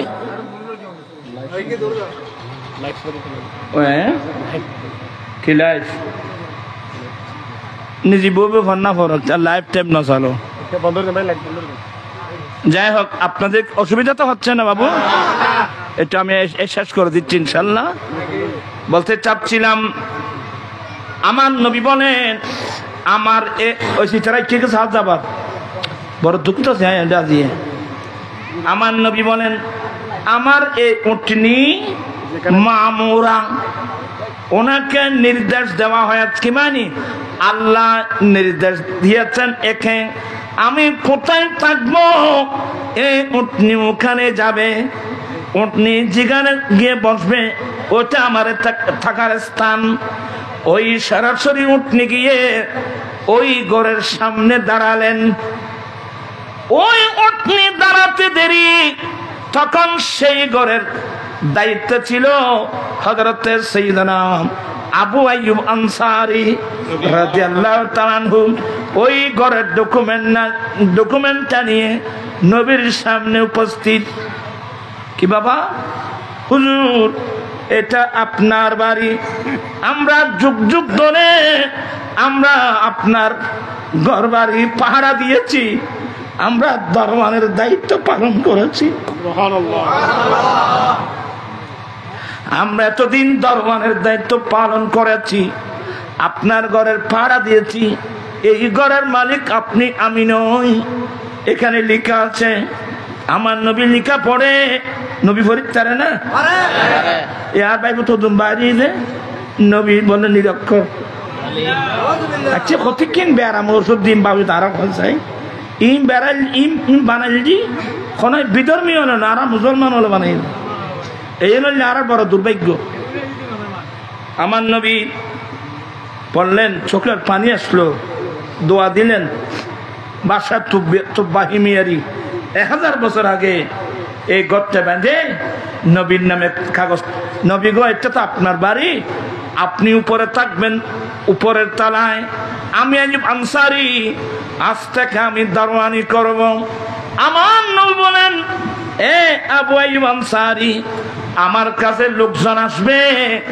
আমি নিচে থাকি তুমি উপরে থাকো আমার কাছে ডেলি লোকজন আসবে বলে আর রাসূলুল্লাহ মেহেরবানি করে আপনি আগে উপরে থাকেন প্রয়োজনে আমি আসবো আপনি আগে উপরে থাকেন তো এটা কি জন্য বললাম, এগুলোর নাম ভালোবাসা, এগুলোর নাম বিরল ভালোবাসা। নবী দুনিয়াতে আসার আগে 1000 বছর আগে বাদশাহ তুব্বা হিমিয়ারি নবীর জন্য ঘর বেঁধে রাখলেন। আপনাদের বিরক্ত হচ্ছেন? হাবশার বাদশা নাজ্জাশী নবী কি ভালোবাসার নিদর্শন স্বরূপ আমাদের আম্মি জান উম্মে হাবিবাকে শাদী করাই দিলেন। আমার নবী ওই বাদশা নাজ্জাশী মারা গেল হাবশ শহরে, আমার নবী জানাজার নামাজ পড়লেন মদিনাতুল মুনাওয়ারা। আবার সাইয়ু ইটো আবার মুলিশা কত আনলেকে দুধ দিন খতিবে গায়েবী জানাজা। সাবধান, আমাদের হানফি মাযহাব মোতাবেক গায়েবী জানাজা নামক কোনো জানাজা নাই। তো হুজুর নবী পড়ছেন না? আমার নবী গায়েবী জানাজা পড়ে নাই। বাদশা নাজ্জাশীর লাশ ছিল হাবশ শহরে। আমার নবী যখন মদিনাতুল মুনাওয়ারায় জানাজার নামাজ পড়ার খেয়াল করলেন, পাকিস্তান উঠায় দিয়ে নাজ্জাশীর লাশটা আমার নবীর সামনে এনে দিয়েছিলেন। এই আরাধনা তো শুরু হয়ে গি জানাজা হুজুর আগে দিবে গায়েবী জানাজা না, এই বললে রাজনৈতিক জানাজা, বুঝছো না? সাবধান, তোমরা ছেলেরা অত্যন্ত সতর্ক। আমাদের মাযহাবের মতে আবার একদল বাইরে যে মজাবুদ্ধ না মানে আবার এই লোক দুন বাইরে এরে খতর ওষুধ দিবি ভাই তার চাই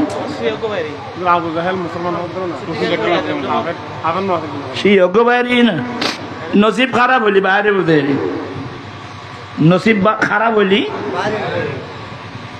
এখানে অনেক ছেলেরা আছে স্কুল কলেজের, আমরাও স্কুলে পাকিস্তান আমলে স্কুলে লেখাপড়া করছি। আমরা যখন স্কুলে ভর্তি হতে গেলাম পাকিস্তান আমলে, তখন ওইখানে ফর্ম ফিল আপ করতে হয় না, সেই ফর্মের মধ্যে আছে ধর্ম কি ইসলাম, বর্ণ কি। আমরা তখনও লিখছি স্কুলে। আপনি কলেজে যান, আপনার ফর্ম ফিল আপ পরীক্ষায় যান পাকিস্তান আমলেও ছিল। তারপরে আপনি বিয়ের খামির নাম আছে না নাই, ধর্ম কি বর্ণ কি। অনেক সময় হানফি সুন্নি এভাবে লেখা হয়েছে। আর ভাই তারা খামির নামাত খেলে কি পরীক্ষার ফরমত খেলে কি জাতি ইয়াদ আসেনি ও চান্দামাতিয়া। আমরা কি সবাই বল আমরা কে? আরো জোরে আমরা কারা?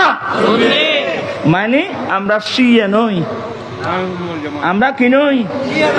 সারা পৃথিবী দুটা বলো, একটা সুন্নি আর একটা কি। মানে আমি সুন্নি মানে আমি কি নই, আমি শিয়া নই। কিন্তু কেউ যদি সুন্নি হয়ে যদি শিয়া কিটা পোষণ করো, সাথে সাথে তোমার আকদ ক্যান্সেল হয়ে যাবে, তোমার আকদ ক্যান্সেল হয়ে যাবে। সে জ্ঞান তোমাদের কাছে নাই। আমি সবাইকে সতর্ক করছি।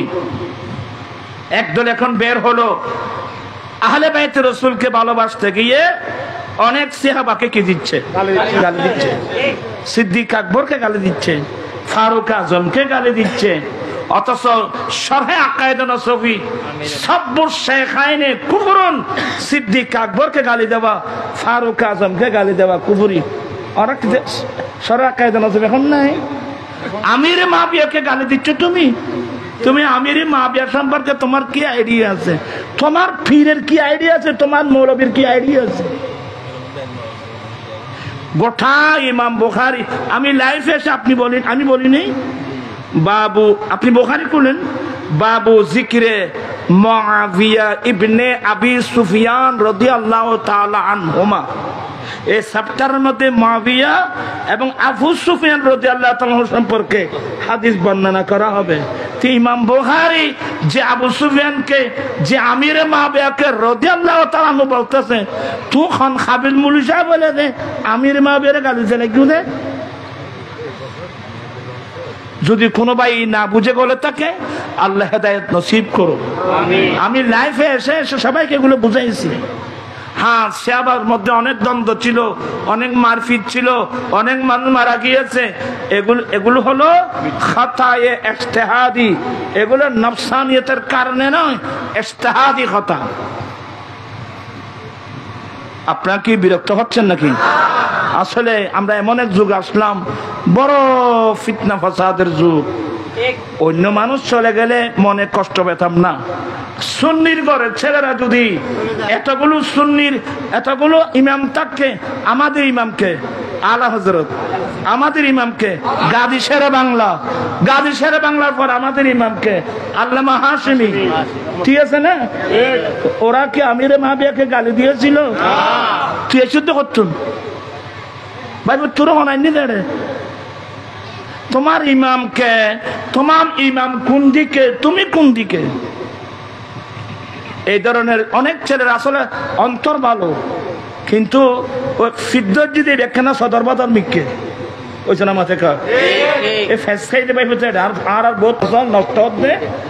অনভিজ্ঞ ফির, যার কাছে কোরআন সুন্নাহর কি নেই, কোন স্টারই নেই, এদের কারণে আজকে আমাদের অনেক ছেলেরা সাদাসিধে মন ভালো কিন্তু নষ্ট হয়ে যাচ্ছে, ওরা জানে না। কিন্তু আমার রাসূল কি বলছেন জানেন? ইযা রাআইতুমুল্লাযীনা ইয়াসুবুনা আসহাবী ফাকুলু রানাতুল্লাহ আলা শাররিকুম, কেউ যদি আমার কোন সাহাবাকে গালি দিতে দেখো, তোমরা নবী কি সুন্দর উত্তর দিয়েছিলেন, মা আনা আলাইহি ওয়া আসহাবী, যেই দলে আমি নবী থাকবো, যে দলে আমার সাহাবায়ে কেরাম থাকবে, এটাই হলো জান্নাতি দল। তো তুমি ওই সাহাবাকে গালি দিলে তুমি চলে যাবে জাহান্নামী দলে। এভাবে বুঝানোর পরও যদি আমার কোনো ভাইয়েরা যদি না বুঝেন, তোমরা খুব ঠান্ডা মেজাজে ভালো, আলহামদুলিল্লাহ। আমরা নিজেরা তো কোনোদিন মৌলবী দাবি করি না, কিন্তু আহলে সুন্নাত ওয়াল জামাতের মধ্যে অনেক বড় বড় বিজ্ঞ আলেম আছে না, তাদের সাথে একটু মত বিনিময় করলে, আমি অনেককে আমার ওয়াজ শুনে আমি কোরআন শরীফের আয়াত দিয়ে বলছি, আমি বলছি যে আপনারা যে আমিরে মাবিয়াকে গালি দিচ্ছেন, আমিরে মাবিয়াকে এই যে বাগি বলছেন, গালি দিচ্ছেন, তো গালিটা তো নবীর পরিবারে চলে যাবে বলে মানে? আমি বললাম যে হযরত মাওলা আলী শেরে খোদার খেলাফতের পরে, শাহাদাতের পরে খলিফাতুল মুসলিমিন ইমাম হাসান রাদিয়াল্লাহু তাআলা আনহু, আমার নবীর নাতি ইমাম হাসান রাদিয়াল্লাহু তাআলা আনহু খলিফাতুল মুসলিমিন। তো আমির মাবিয়া ওনার কাছে যখন লোক পাঠালেন, পরামর্শের মাধ্যমে ইমাম হাসান রাদিয়াল্লাহু তাআলা আনহু খেলাফতটা কার হাতে দিয়ে দিলেন? আমির মাবিয়ার হাতে খেলাফতের বাদ দিয়ে দিলেন। তো ইমাম হাসানের দৃষ্টিতে যদি আমির মাবিয়া বাগী হতো, তা খেলাফতটা দিলেন কিভাবে? শেষ পর্যন্ত আপনারা যে কথাগুলো বলছেন নিজের গায়ের উপর পড়বে, যে সম্পর্কে আপনাদের আইডিয়া নেই বলে আপনারা বলেন ভাই আমি এগুলো বুঝি না। আমাদের আহলে সুন্নাত ওয়াল জামাতের যারা আলেম আছে ওদের কাছে জিজ্ঞাসা করেন।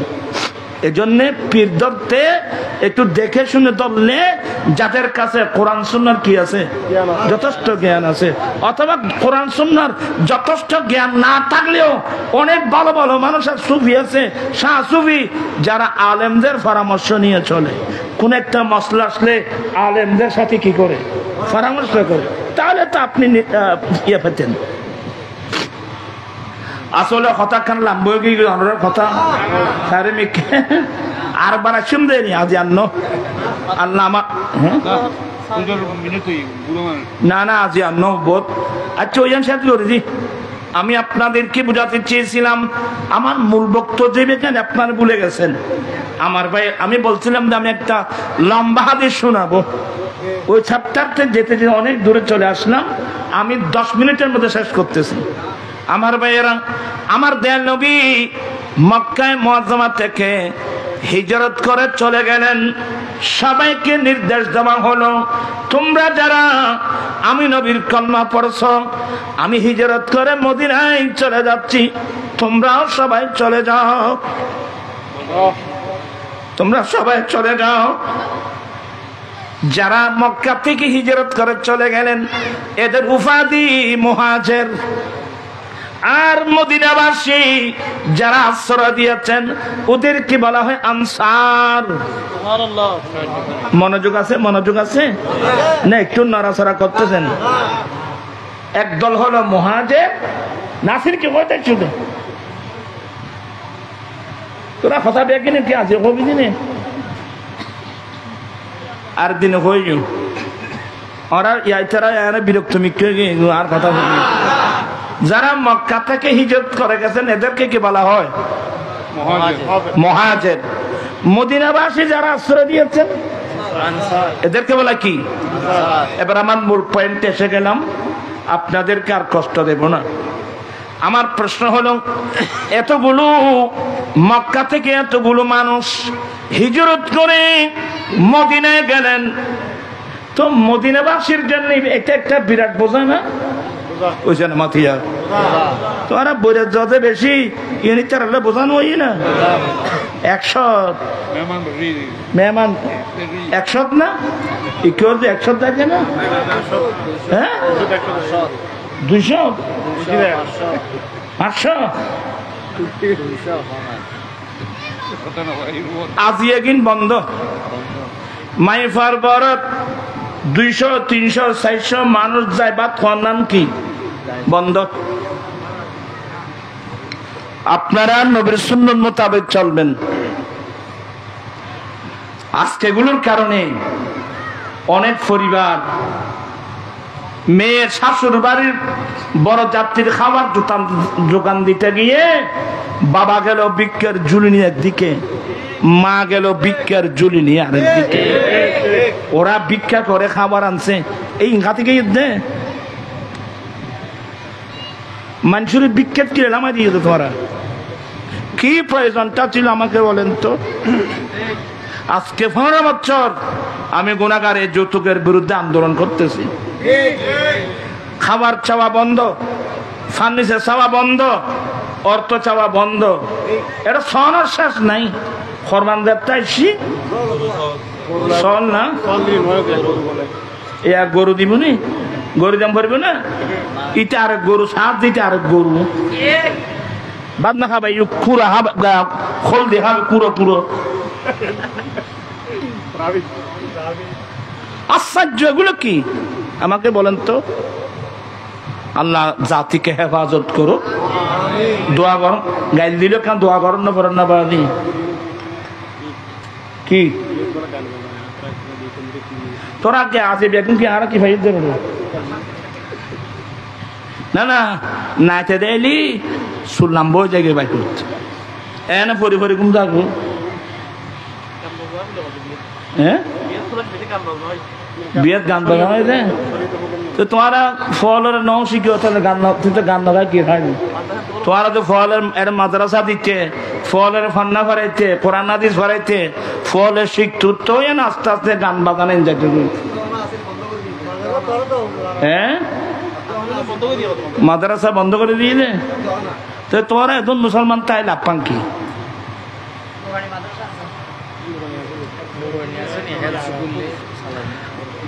সালাইন ভারত দে তো এখন বপুয়া ফাইলতে লাগবে কেন?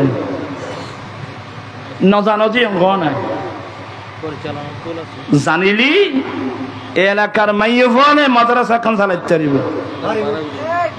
কারা মাইয়ে ফলে মাই ফল আর ওয়াজিন শুনেন না এতে আর মাই ফল ইন জানতো প্রত্যেক মুসলমানের ঘরত ও গো গো ফাতিলের আইবে ফাতিল ফাতিল ইন্না মাতে মানুষ আগরে কি জানিয়ে দেয় বউরও হইবে তো বউ কি যাইবে বিস্কুটের বইম নাই নেব বিস্কুটের বইম খালি হইলি এই মাদ্রাসার নাম লিখে দিবে আজ আর ইয়খন জায়গা হয় যায় ফিলখানা মাদ্রাসা, ফিলখানা সুন্নি মাদ্রাসা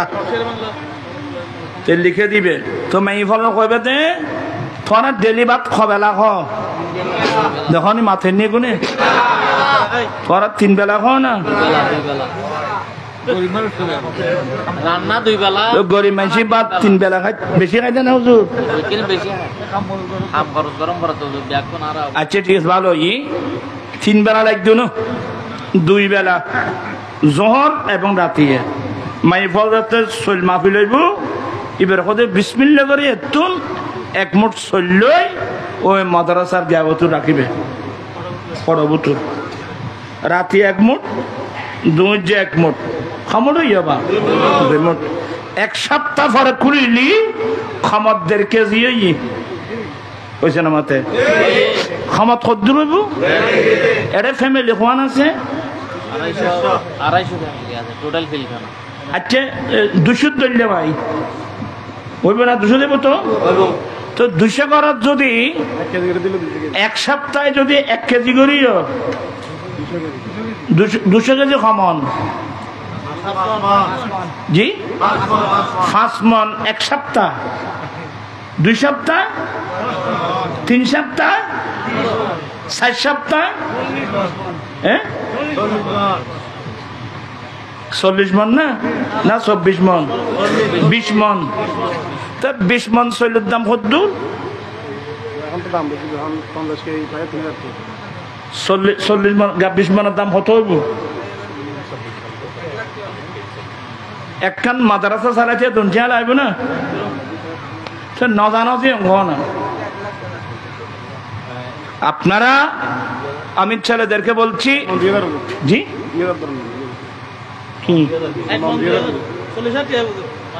মাসে কত আইব 40,000 তো আল্লাহর মত একখান এফতেদায়ী মাদ্রাসাতে 40,000 টাকা লাগবে না এটা দুজন কর্মচারী গরিব মানুষ এটা রিক্সা টানে গরিব মানুষ আছে না নাই ইতারা বেতন দিয়ে রাখিবে চল্লুন তুলি আনিবার লাগি ইতারার বেতন দিবে ইতরও চলিব মাদ্রাসা চলিব মাই ফলে মাদ্রাসা চালাতে পারিব খালি বখর সাত বন্ধ লম্বা লম্বা গম্মারত দেখিলে আবার তুমি আবার ঠিক করলে হইলে দেখিলে তুই আর কাম বাজার না ভাই মত কষ্টাই না বা আজ ইয়ে তৈরি ফার্স্ট হবে কি না বুঝছে না মাতে এটা কি আসলি কি নামিয়েন এফজাখানো লাইব এফজাখানোর পাশাপাশি এফতেদায়ী লাইব ফুরকানিয়া নো ফুরকান তো তাইব বাজুদ এফতেদায়ী ফুরকানিয়া তেড় বুথুর আছে এটা এফজাখানা কইলি এটা বুথুর নাজারও তাইব এবার সুবিধা বেশি আরো এফজাখানার নাজারা তাইলি ইতারা শুদ্ধ করে ফলরে ফন্না চিকিৎসা দিল কথা বুঝে তার জিনে তবে মেন হত আরা মাদ্রাসা ইয়ান আরা মুসলমান হলার প্রাণ কেন্দ্র কি মাদ্রাসা এতক্ষণ মানুষ থাকতে বাজি এটা ব্যাকিন জাগা জবিন ব্যাগ নতুন দান শাক আছে নাই জেন গরিব হইব বহুত পয়সা আছে নাই এ ফাইলে কইলাম যে এখন রাখিলি আল্লাহর রহমতে মাই ভরা জিন মুড়ি চল দিব একদিন দের গোড়া মাদ্রাসা চলিব আয় আসলে নহইম বহুত দেরি করি ফেলাই আর সময় তার সময় দিন দিনই সুবিধা হইল বাদে মগর বেতন শুরু করলি ওই 10টা বছর শেষ এবার ভালো হইব কারণ এটা পাহাড়ি অঞ্চল রোড ঘাট একটু ব্যাকওয়ার্ড আর নাই তো দিনের বেলা প্রোগ্রাম দিলি আর তো ভুনতি কম লাইব আর তো কইতে পারা লাইব আল্লাহ পাক এই মাহফিলকে আল্লাহ কবুল করুক আমি কথা জিম ফেলে আসছি ইননে ফর সময় এক সময় আইলে কইম দেরি নাসির তারা কে না আজিয়ে আজ হেজগরি ফেলাই মনে ব্যাকিন আল্লাহ পাক এই মাহফিলকে কবুল করুক আমিন আজকের মাহফিলের সভাপতি মহোদয় হুজুর আছে হুজুর তো আমাদের জন্য দোয়া করবেন এর আগে আমার ভাই মৌলানা কি নাম ইবে কেন আগে ও ফেসাটা খেয়ে দেয় না ওর বাদ কি দশ এরাই জানাবো ই খাতা না তোরা ফলে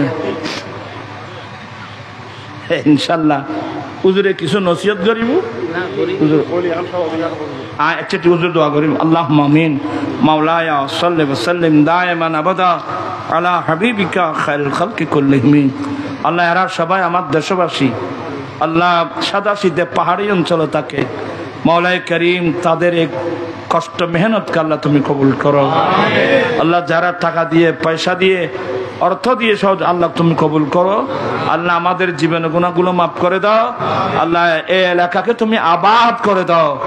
এখানে একটা যে সুন্নি মাদ্রাসা মাওলাই কারীমের মাদ্রাসাকে তুমি কবুল করে নাও। নারী পুরুষ সবাই অন্তর খুলে আমার নবীর এখানে মাদ্রাসা এখানে দাখিল পর্যন্ত করতে পারবে, সবাই উদ্যোগ নিলে দাখিল পর্যন্ত করতে পারবে। আল্লাহ পাক এই মাদ্রাসাখানা তুমি কবুল করো। এলাকাবাসী অন্তরকে মাদ্রাসার দিকে দাবিত করে দাও। সবাইকে পাঞ্জাখানা নামাজি বানিয়ে দাও। মা বোনদেরকে পর্দানশীন বানিয়ে দাও। আমাদেরকে আহলুস সুন্নাত ওয়াল জামাতের আকায়েদের অটল থাকার তৌফিক দান করো। আল্লাহ আমাদের সভাপতি মহোদয় হায়াতকে দারাজ করো। উনি কত বড় রহমতুল্লাহ আলমিন কমপ্লেক্স সহ জাদা প্রতিষ্ঠান করেছেন, কবুল করো। জীবন একটি বার হলো সোনার মদিনার মুসাফির করো। বিহাক্কে লা ইলাহা ইল্লাল্লাহ মুহাম্মদ। কেন ওইটাতে কেন দ্রুত বেগে দম ভরতে কেন প্রোগ্রাম আছে? জি সম্মানিত উপস্থিতি, হুজুরকে একটু কমা চেয়েছি। প্রথমে হুজুরকে একটু বলতে পালন করবেন আমাদের বর্তমানে কাঙ্ক্ষিত সন্তান মোহাম্মদ নাসিরউদ্দিন ভাই। নাসিরউদ্দিন ভাই 2009 সাল থেকে আমাদের এখানে আগে যে পরিস্থিতি ছিল, এখানে তো বড় মাহফিল প্রতি বছর হয়ে যাচ্ছেন নাসির ভাইয়ের উদ্যোগে। নাসির ভাইয়ের সর্বোচ্চ চেষ্টায়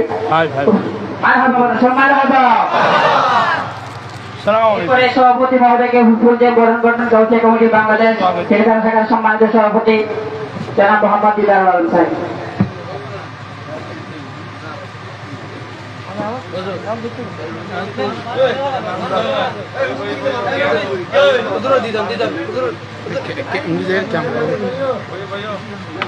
মারহাবা মারহাবা। এটা তো কেমন কর কেমন يا نبي سلام عليك يا رسول سلام عليك يا حبيب سلام عليك صلوات الله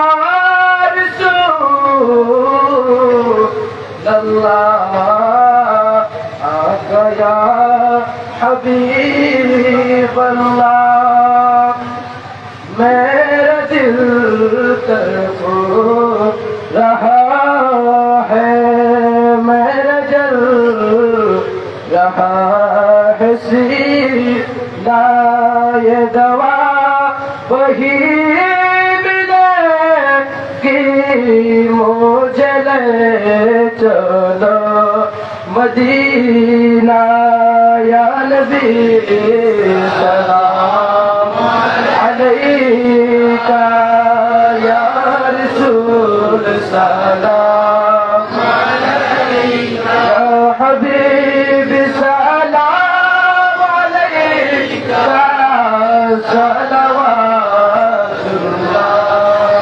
अलैका मौला सल्लि व सल्लिम दाइमन अबदा على حبيبك خير الخلق كلهم بلغ العلا بكماله كشف الهدى بجماله حسنت جميع خصاله صلوا عليه وآله.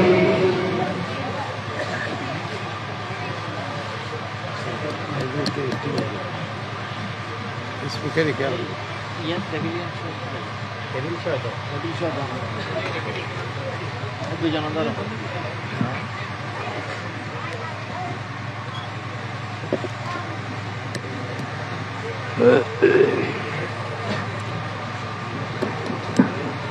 الحمد لله نحمده ونصلي على رسوله الكريم. ما بعد فأعوذ بالله من الشيطان الرجيم. بسم الله الرحمن الرحيم. إنا أرسلناك شاهدا ومبشرا ونذيرا لتؤمنوا بالله ورسوله وتعزروه وتوقروه. صدق الله مولانا العظيم وصدق رسوله النبي الكريم.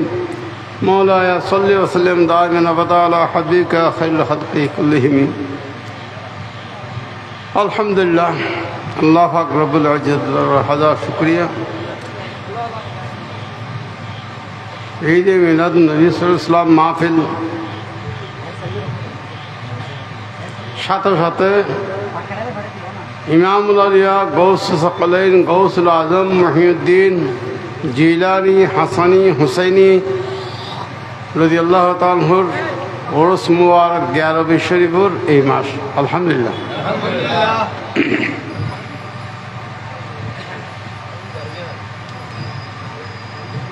এই গৌসবাকর ফাতিহা শরীফের মাস ফাতিহা দহম ফাতিহা দহম ফাতিহা দহম গেইতে জ্ঞান 12 শরীফের মাস ফাতিহা দহম यार फाते अज़दहम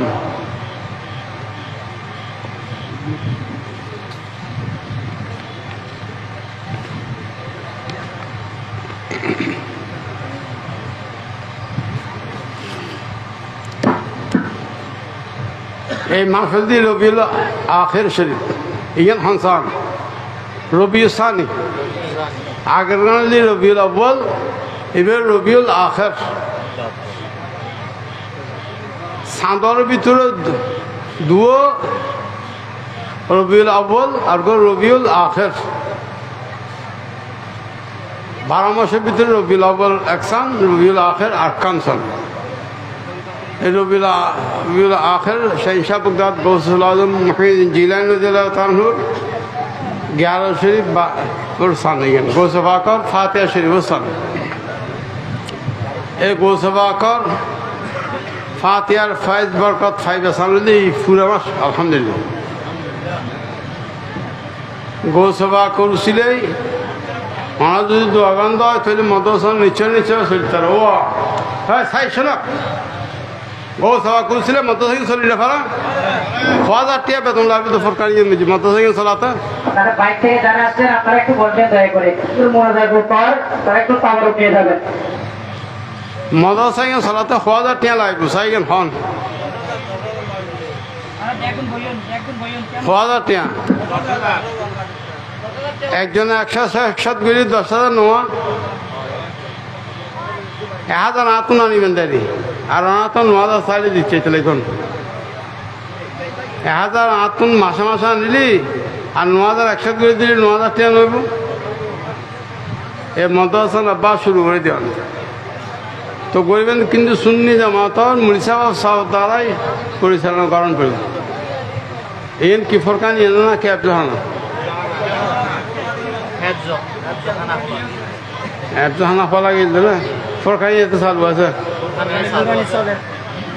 আব্দুহানার একখান বেড়ামিল দি সুন্নি আবসাব দ্বারাই পরিচালিত করেন ফর সুন্নি আবসাব নইলেই এই মতসাদ আব্দ করিয়ে হানা ফায়দা নাই সুন্নি ওস্তাদের হাতে ফানা বলে সুন্নি জামাতরা আবসা হইব সুন্নি নইলে ওয়াবি কানুক আবসাবলা খেলিবে তো ফেলবে কি হবে ওয়াবি দোরা ফতুন হনক সময় বা আনাই এখন দোরা ফতুন হনক সময় আনাই এবার সা দেখো না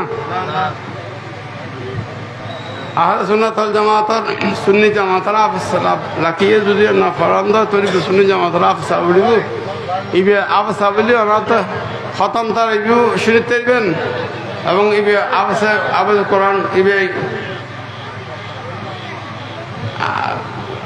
উগ্র আবাস উঠিলে তো পুরো মতসঙ্গী রক্ষা করতে হবে এই কারণ তুমি ক্যাশ বুঝে লিখে উঠে দাও তাহাতে নিয়ে করে শূন্য মতস দিয়ে আবাস ফরাইয়েরা আবাস পালন করবে ওয়াবি তুন ফরা দিয়ে আবাস না বানাই ওয়াবি মতস তুন ফরা দিয়ে মুড়িসাব না বানাই ওয়াবি মত ফরাইলে বেবি তো ওয়াবি মুলিসা বললে ওয়াবি হবু আবসা বললে ওয়াবি হবু অনেক সময় ওয়াবি অনুযায়ী আবসরা তনুদ্দুন মুলবি ফারা তনুদ্দুন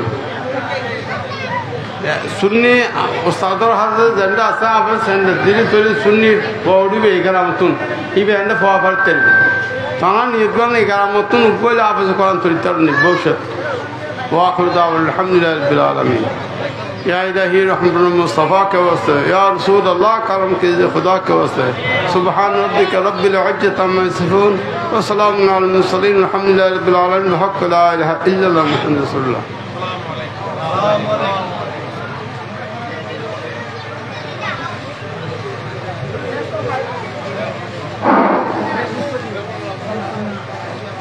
আপনারা যারা বাইরে থেকে আসছেন সবাই একটু ধৈর্য ধরে মাঠের মধ্যে একটু দাঁড়াবেন।